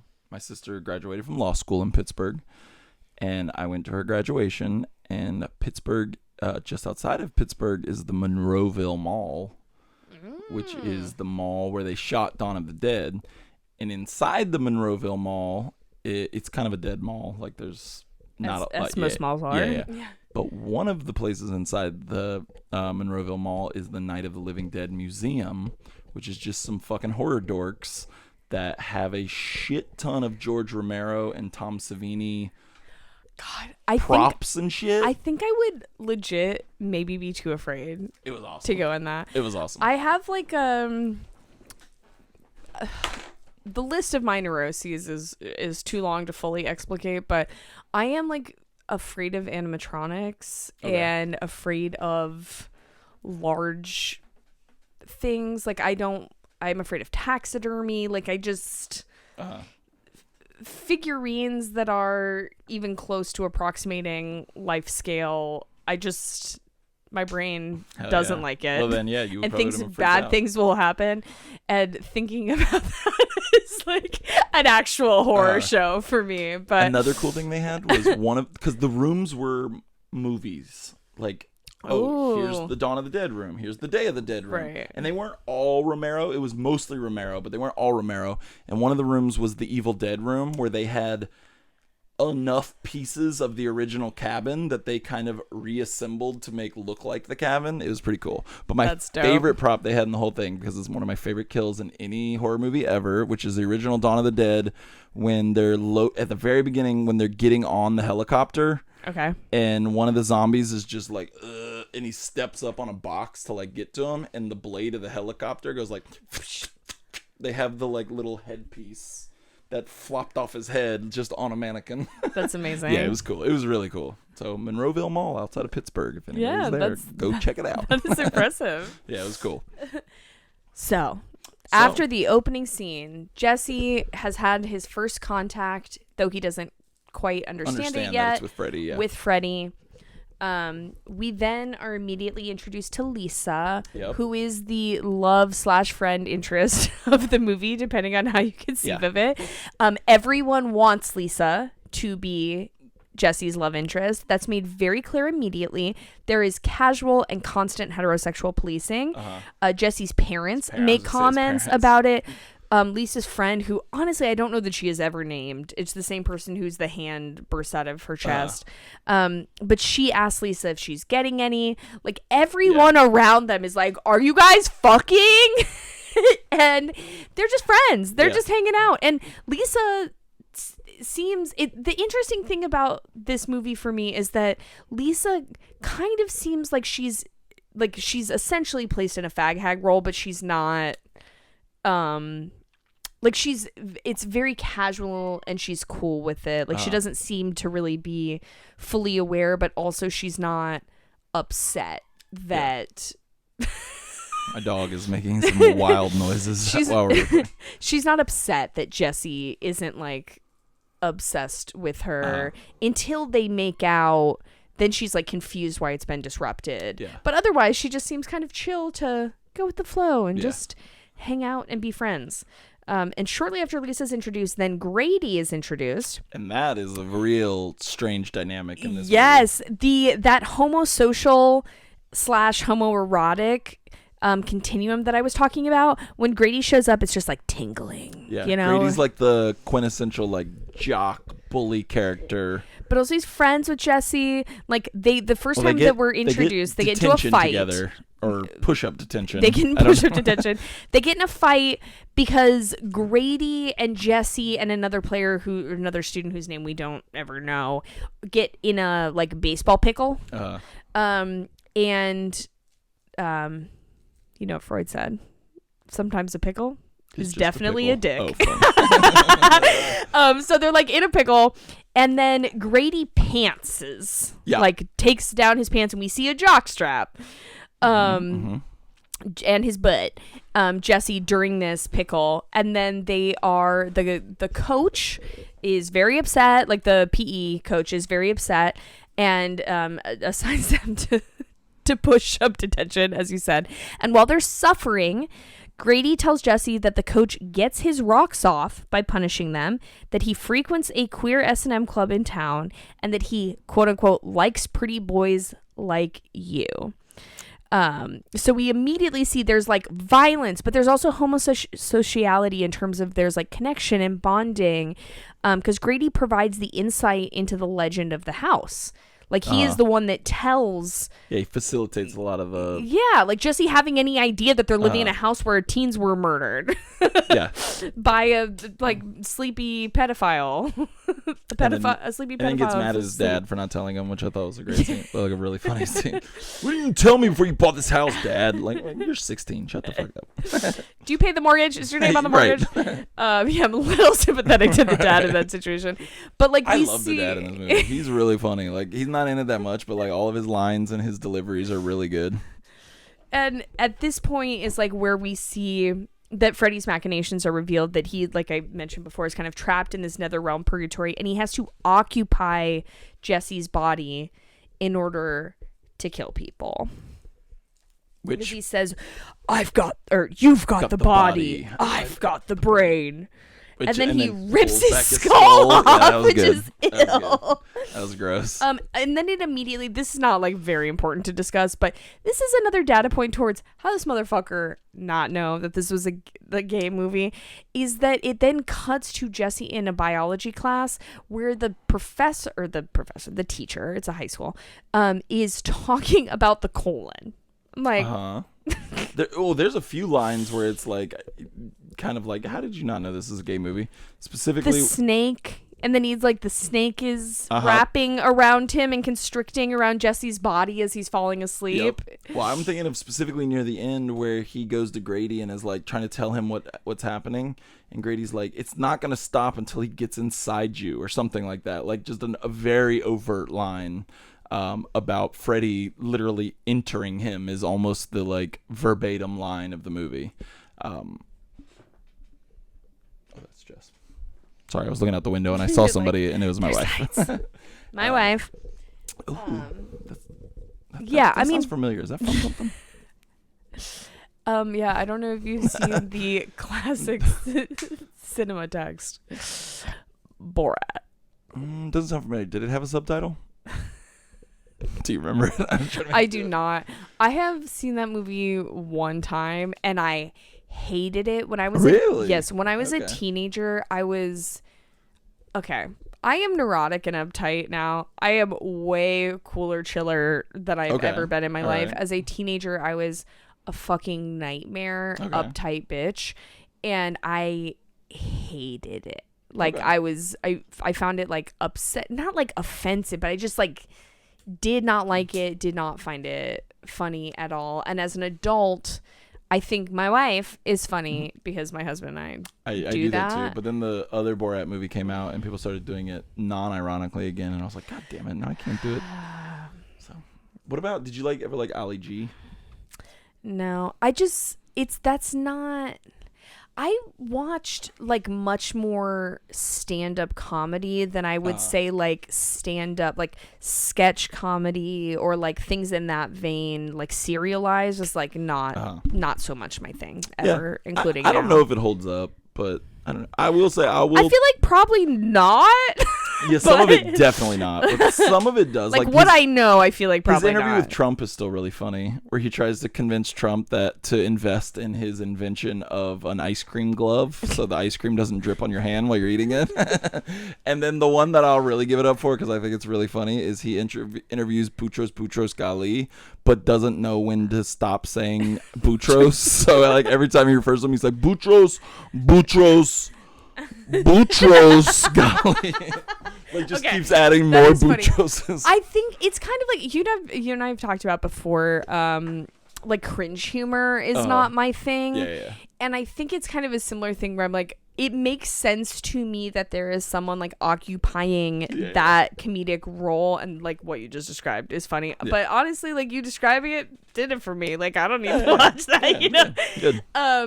And I do think that like Sacha Baron Cohen has done very funny things that not incidentally because it's his intention, but has the effect of kind of speaking truth to power. That I'm like glad someone is doing, like the Rudy Giuliani stuff, you know. But like I don't need to consume that. Like that's not for me. Sure. There's like probably an edgelord 15-year-old who doesn't understand power yet. That like maybe that is illuminating something. I'm Gucci. That would have been me when I was 15, probably. Yeah, I mean, it's like me reading Matt Taibbi. Like we love him. Being like deeply influential for my political thought development, but like I'm good now, you know? Like that's not what I need now he's for me. nut. Well, now now unfortunately, you know. But like, I don't even know. I mean, I still own some of his books. Maybe I should go back and be like, I bet is this Griftopia reflecting? Is still, like, decent. But is it like communicating information that's relevant to me, Right. or is it Yeah, just yeah, shit yeah. I know already? Yeah, yeah. You know. So I think that there's probably like 14 to 17-year-olds that are like, yes, I'm learning from Sacha Baron Cohen. Definitely speaking me. when I truth was to a power in a teenager. silly way. But I'm 32 years old. I have a master's degree, and I read political theory for fun. And I'm just I a few years simply just behind you, don't so I'm need it. catching up. Yeah, well, you baby. Are you excited to go to your first R-rated movie? I do that so much now that I don't even know when it's a joke when I lie about my age. And you know what? I'm going to own it because most times people don't even know that I'm fucking around. Discord, baby. Confuse them. Smoke screen. No one ever knows if you're coming or going. Oh, I did that at a meeting recently. Oh my God, I'm still... Of your colleagues? You lied about your age? Yeah, but in a way that I Are you thought... a spy? But in a way I thought was so obvious and no one said anything. I was like... People are very bad at guessing age. I went like 15 years younger than I actually am. I was like, you know us, fresh out of college, 22-year-olds or something like that. And everyone was just like, okay. Yeah, Nothing. I think some of it is that people that are older, like being in your 30s, I think is just a very weird time in that people that are older than us, like significantly, like 10 years or more, Right. are like, oh, you're baby. Yeah. And so there's some slippage that happens there. And then people that are younger than us by, let's say, 7 to 10 years or more, expect people in their 30s to be dead. And Right. so are like, oh, Yeah. And I guess I feel you don't like look dead. the gap between 35 and 45 feels a lot bigger than the gap between 25 and 35. I think it's going to be one of those things where when you hit that benchmark, you'll look back and go, oh, this is nothing. It's like I all the time think to myself about how my parents, when I was in high school, would try and say something to me in like a connecting way. And I have overwhelmingly very positive relationship with both of my parents. I'm very lucky, very fortunate. But they would try and say something like, I'd be going through something with a friend, and they would, be like, here's my advice, this was like me not that long ago. And I just remember being like 16 and being like, fucking old asses, what the fuck are you talking about? Get back in your wheelchair. As a 32-year-old, I now, who works overwhelmingly with undergraduate students who are, I don't think of as being that, like, I mean, there's differences between us, but I'm like 10 years older, 10 to 15 years older than most of them, right? And I'll say something to them and I'm like, oh no, I am my parents now. Yeah. Like I am that quote unquote old in their eyes person who's like trying to bridge some gap of connection. You think you have it bad. I work with teens and preteens. I can't even. I might as well be 100. Today, one of them was like, they thought this was hilarious. They were like, do this. Which, if you can't see, I'm doing like a little dance with my one fingers up, which is apparently a TikTok trend. Is that a TikTok dance? Yeah. And the fact that like I even did it was like, old dumb motherfucker trying to dance. Ooh. And it was just like a whole like thing. I just feel like there's what happens with me is less so. I think in the 18 to 22-year-old range, it's less people being like, oh, like old dumb motherfucker, and more like the shock that I know anything. Right, yeah, like yeah. I'm like, I am 32 years old, you guys. I am very online. Yeah. I'm more online than you. Yeah. Okay. It should not be surprising that I'm like aware of the. Or they'll be like, "Oh, those are cool shoes." I'm like, again, do you think you turn 23 and you just they fucking put you on a boat and they give you a Viking funeral? Like, what is? I mean, some 23-year-olds that does happen to. I feel like. I just think it's like youth is wasted on the young, and also it's for the birds. Who cares? Yeah. Yeah. So we talked a little bit about that Jesse is experiencing kind of like these waking nightmares that are very common in the Nightmare on Elm Street movies, but they have very explicit like undercurrent of gay eroticism. Like, again, his teacher is like talking about the colon while a snake is like wrapping around him and he's having a Freddy nightmare. And then we also see him like, again, these other like questioning of his gender and sexual presentations. We see him like dancing to pop music in a way that is like markedly freer than like a heterosexual boy would be doing at the time in the 80s.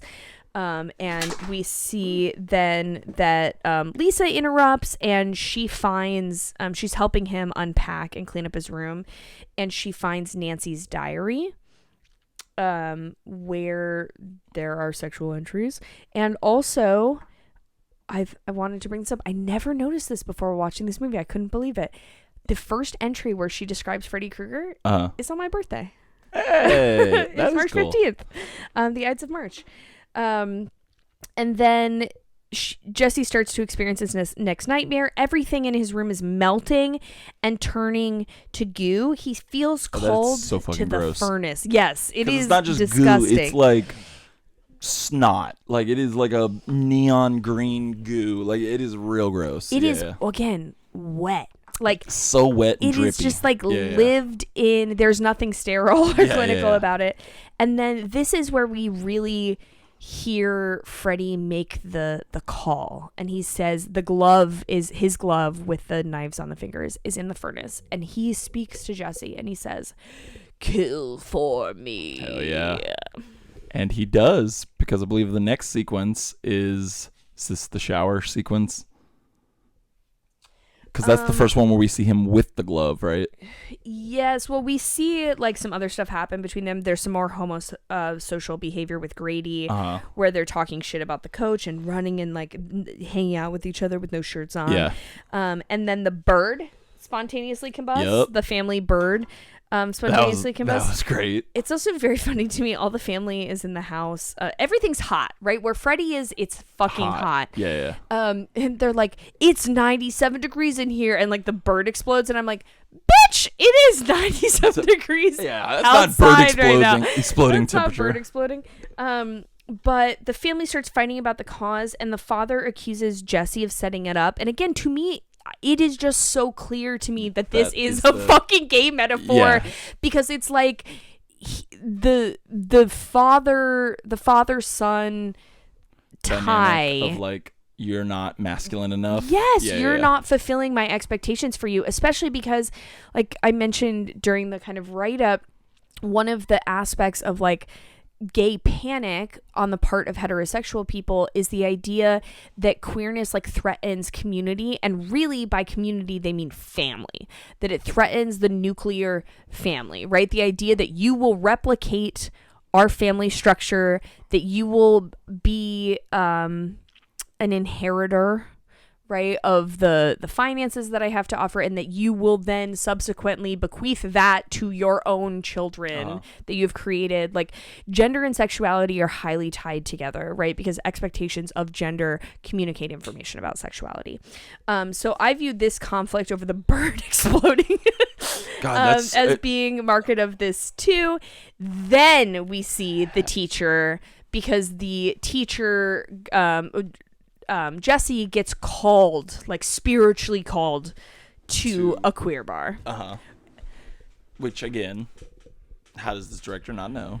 Right. I mean, that, like, his subconscious is driving him to the S&M bar. Right.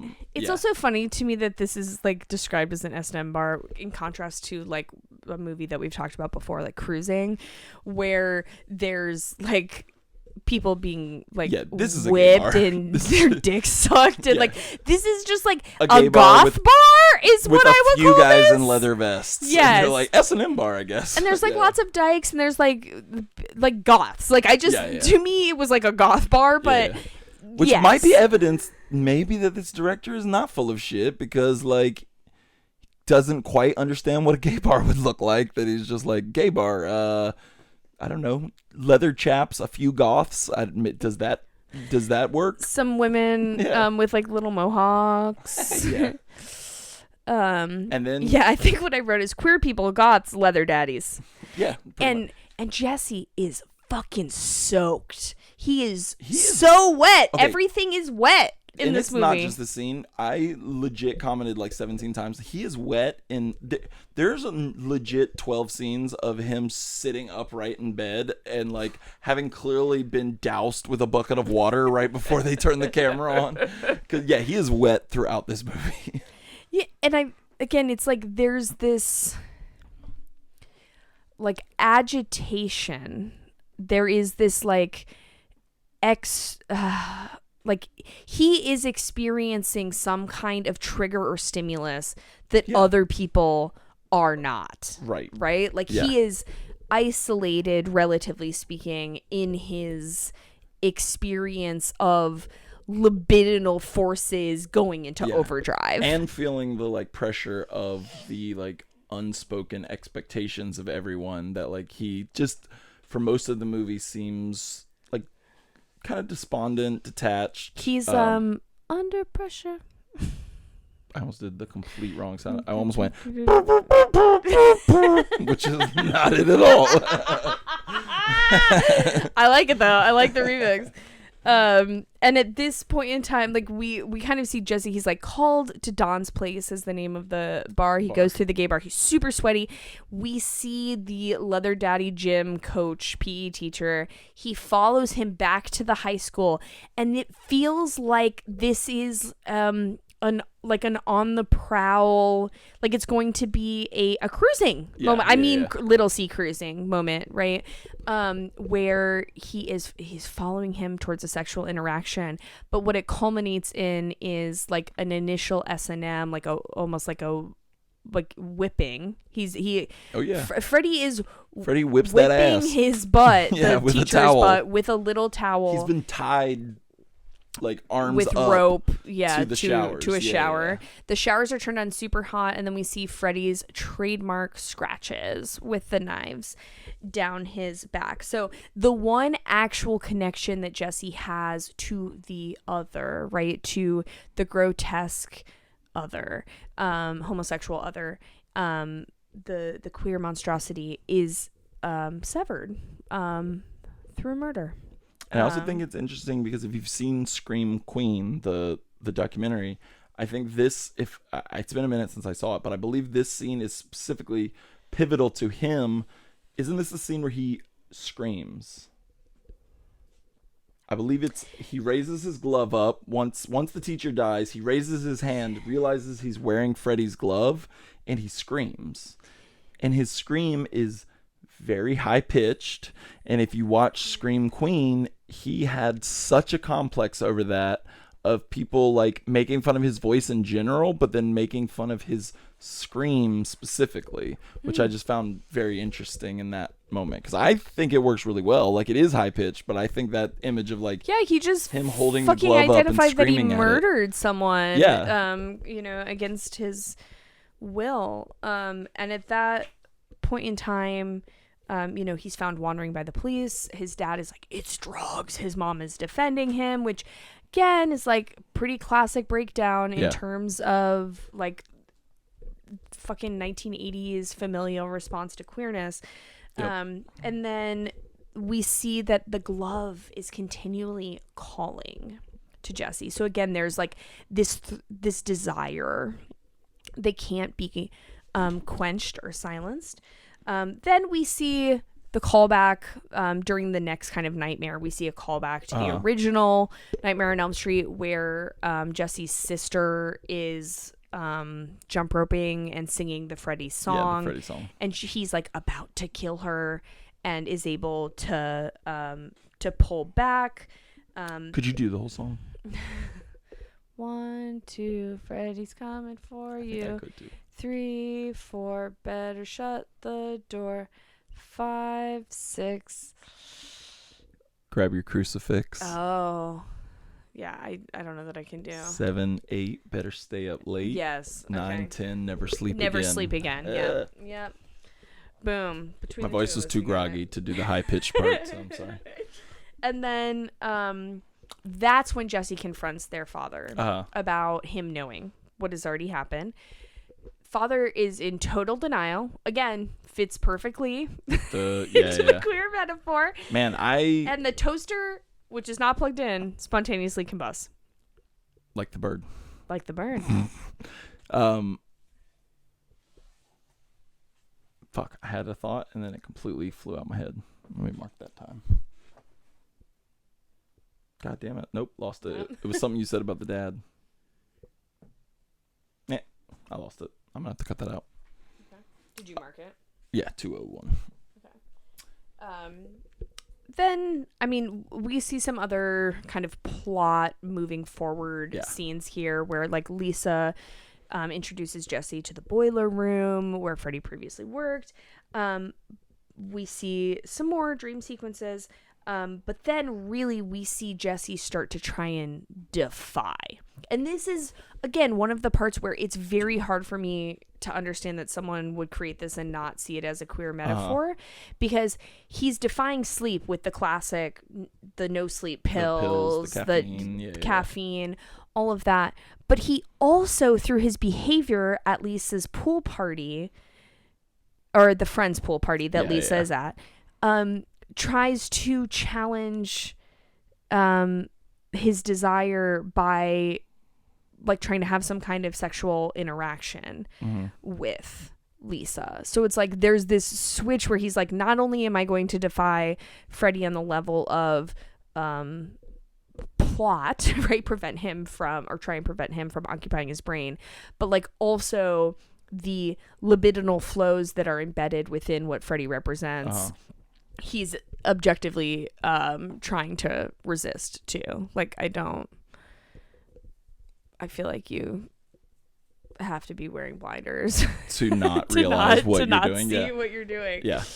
And the pool party sequence culminates in possibly, I feel like you were going to ask this, but favorite kill or favorite gory effect of. I feel like ours are going to be the same because it's so fucking good. What's yours? Okay, maybe not.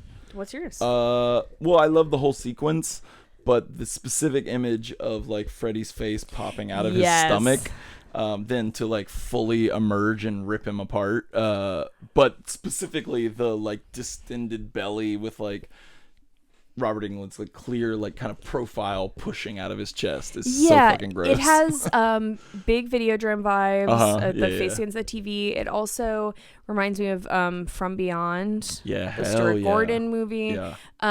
Yes, I agree. Of course, and it's Grady's body that we see because Jesse escapes the pool party and tries to ask Grady for help. Again, the line between gay panic and gay eroticism is fucking razor thin. And to keep him awake. And Grady literally says, you've got a like hot girl trying to fuck you and you're up here trying to sleep in my bed. And I believe that's when he says also like he's going to enter you or something that is very like I mean that again it's like metaphor seems too solid, too subtle.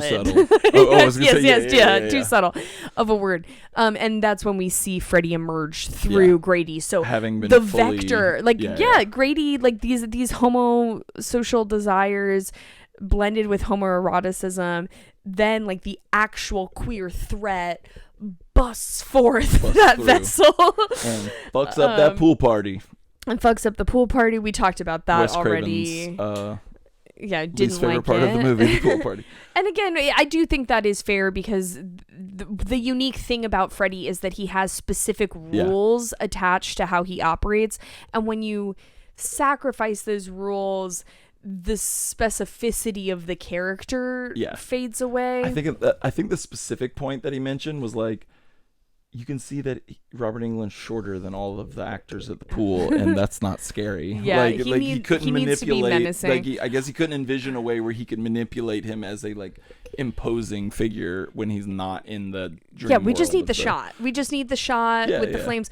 Also, I have in my notes immediately before that great fucking shot, he yells, "Help yourself, fucker," and he like pushes somebody. Oh yeah, And then he does the full resplendent pose.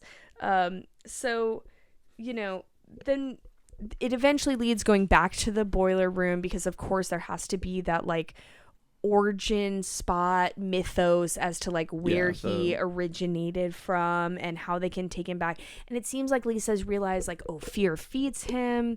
I do love those baby face dogs. Oh, those are fucking awful. Very, I mean, in a good way, but like yes. those, there's something like uncanny to the effect too. That like, oh god damn, those dogs are awful. They're freaky. They're pretty high up there for me for a special for a practical effect in this movie. They remind me a lot of one of my favorite movies of all time, Brazil. Oh, which I haven't seen. In Brazil, there are kind of these like evil cherubs.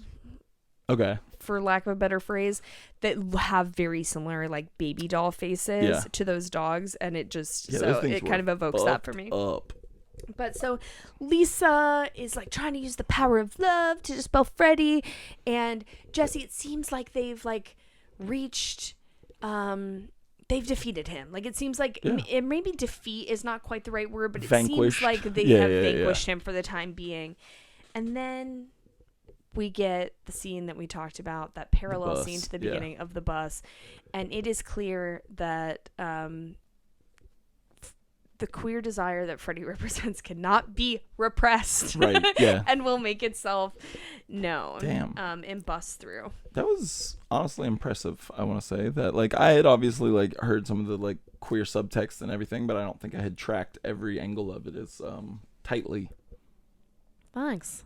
Yeah, I love this movie. It was weirdly, I think that like the first several times that I saw through this series, I did not watch this one because I had, I don't know, a lot of like when I was a teenager, a lot of movies that I watched, it would be like, oh, just I would read an internet forum and I'd be like, what's the most fucked up movie? Or what sequence should I watch these movies in or whatever. And if someone was like, or a group of people, you know, in these forums were like, this one sucks, I would just be like, okay, I'm not going to watch it. And so I think I didn't see the second one until definitely the last 10 years, but probably like farther back in that. And then I watched it and I was like, wow, this fucking rules. Yeah. And it's like gay as hell, but it's specifically gay as hell. Like Cruising, to take it back to a movie we've talked about before, not as the official movie on the pod, but just discussed in general. No, it is. I made the decision before you got here that Cruising, the official pod, or official movie of the official pod. movie of the pod, that we, I think, you know, Cruising is a movie that is like very explicitly about queer sexuality and like the violence teeming in its subaltern status. This movie, I think, is much more about specifically the closet metaphor and everything that the movie does, like, is building off of that, apparently unintentionally. I mean, he didn't write it, so let's also say that. Right. But like, and honestly, maybe there's some world in which it's good that he didn't, because it allowed whatever the writer put on the paper and what Mark Patton, who played Jesse, was experiencing and relating to in the performance to come through without like him guiding it, because if he knew, maybe if he knew it was like as gay as it was, he would have tried to either tamper it down, or just like a straight person helming that ship and being aware of it maybe would produce something that was more like stereotypical, offensive. Yeah, is what I was gonna say. Right. But yeah, this movie holds up for me. Hell yeah. I do want to ask one question, which is, where do you rank this Freddy makeup? Because I think this one is really good. Yeah, I think it's very good. Again, I think it's like wet. That is exactly what I had noted. A benefit. Is that it is wet. Is a lot of them like look rubbery, like almost dry, like especially some of the later ones. Like I love New Nightmare, but I think New Nightmare is the one where it looks like straight up a mask. Yeah. And I also think that like the clothing that he's wearing in this looks lived in sometimes, especially in the later ones and definitely in the new one. It doesn't look like you straight up bought it from Spirit Halloween, but it looks a little costumey as opposed to like, this is the sweater that this weird pedophile was wearing when we burned him to death. You know, and now he haunts children's dreams. But yeah, I love the makeup in this one because of like how wet and gooey he looks. Also, the most recent one fucks up because they went too hard into the like burn disfiguration. I feel like he still needs the like. Well, again, the goofy. There has to be a tinge of goof. There has to just a little tinge he of just goof. Looks goofy. Like you have like if you don't lean into that, which I feel like the new one didn't do. Well, again, then we're just making a movie about a pedophile, yeah. Which that's fine. In fact, Jackie Earle Haley Little Children has done that, yeah. And it is a good movie and a solid performance. But you can't have like a quip slinging pedophile. Oh my god! Can you imagine? Unless if he there's did a little emotional Little distance. Kate Winslet doing her like long emotional monologues, and then him being like that's basically just Rorschach, dude.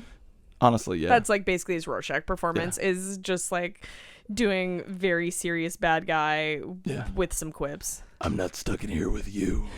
You're stuck in here with me. Which there's a really funny YouTube comedian I watch named R.M. Brown who like actually that's who I was watching when you came in. He like pokes fun of a lot of right-wing ding-dongs, but he's noted that on several occasions Jordan Peterson has literally basically said that line from Watchmen unironically, where he's like, I don't have security around to protect me. I have security to protect those around me from me. Okay. Because he thinks he's a badass. Not only was that a great Jordan Peterson impression, but also you made him sound... So he sounds like a Muppet, but you specifically made him sound like Miss Piggy, which... which I respect. Oh, well, thank you. I was self-conscious because I couldn't get his unique Canadianness into it, but... I mean, who can? You know? That is a good question. There should be a good Jordan B. Peterson impression. Yeah, we got to get James Adomian on it. Oh, I bet he could fucking crush it. Yeah. I just feel like there's probably like not enough audience for James Adomian to do it. Yeah. Like specifically, I don't mean in general, but I mean specifically the audience, intersection of James Adomian. Unfortunately, Jordan Peterson has a large audience, but I don't know the audience of people that would recognize it as a joke parody of him. Yes, and also that he could be... Because one of the things that James Adomian is so good at in impressions is also like the motions, gestures, and I don't know that like Jordan Peterson has... No, just those defining traits. Mostly just diarrhea, a diarrhea in general. Crying, position. You know, actually, I think he would do a great all crying. meat. Oh my god, yeah, just crying and having diarrhea from an all meat diet. Don't you mean a coma? Oh my god, but that was like benzos. Yeah, that was like everything. I don't think the meat helped. You know. Yeah, let me say this: I am not a doctor of any kind. PhD, MD, DOD, Doc Martin. I wear them, but I'm not one. But I don't advise taking only like Valium and eating steak. And steaks. Yeah. As someone that likes both of those I'm prescribed it legally, don't at me. Likes both of those things separately, you know, moderation in all things except for politics, baby. Yeah. I wanted to ask you before we leave, and now I can't find it. Speaking of these two idiots, or this one idiot, Jordan Peterson, and his daughter, Michaela. Oh, yes. Here it is. Here is the cover of the very weird book that they put out. Have you seen this cover?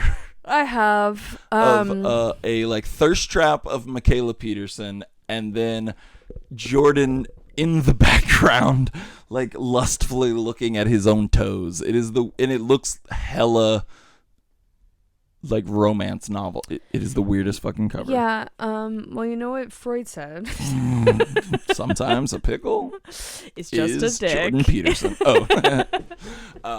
But yeah, do we have anything else to add on A Nightmare on Elm Street 2, Freddy's Revenge?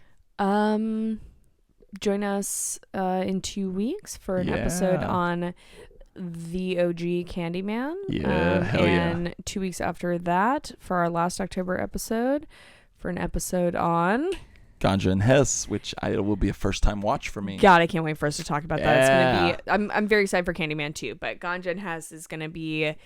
That's a picture, baby. That's a picture. So remember, moderation is good in all things except for politics. Bye. Kill the bullet,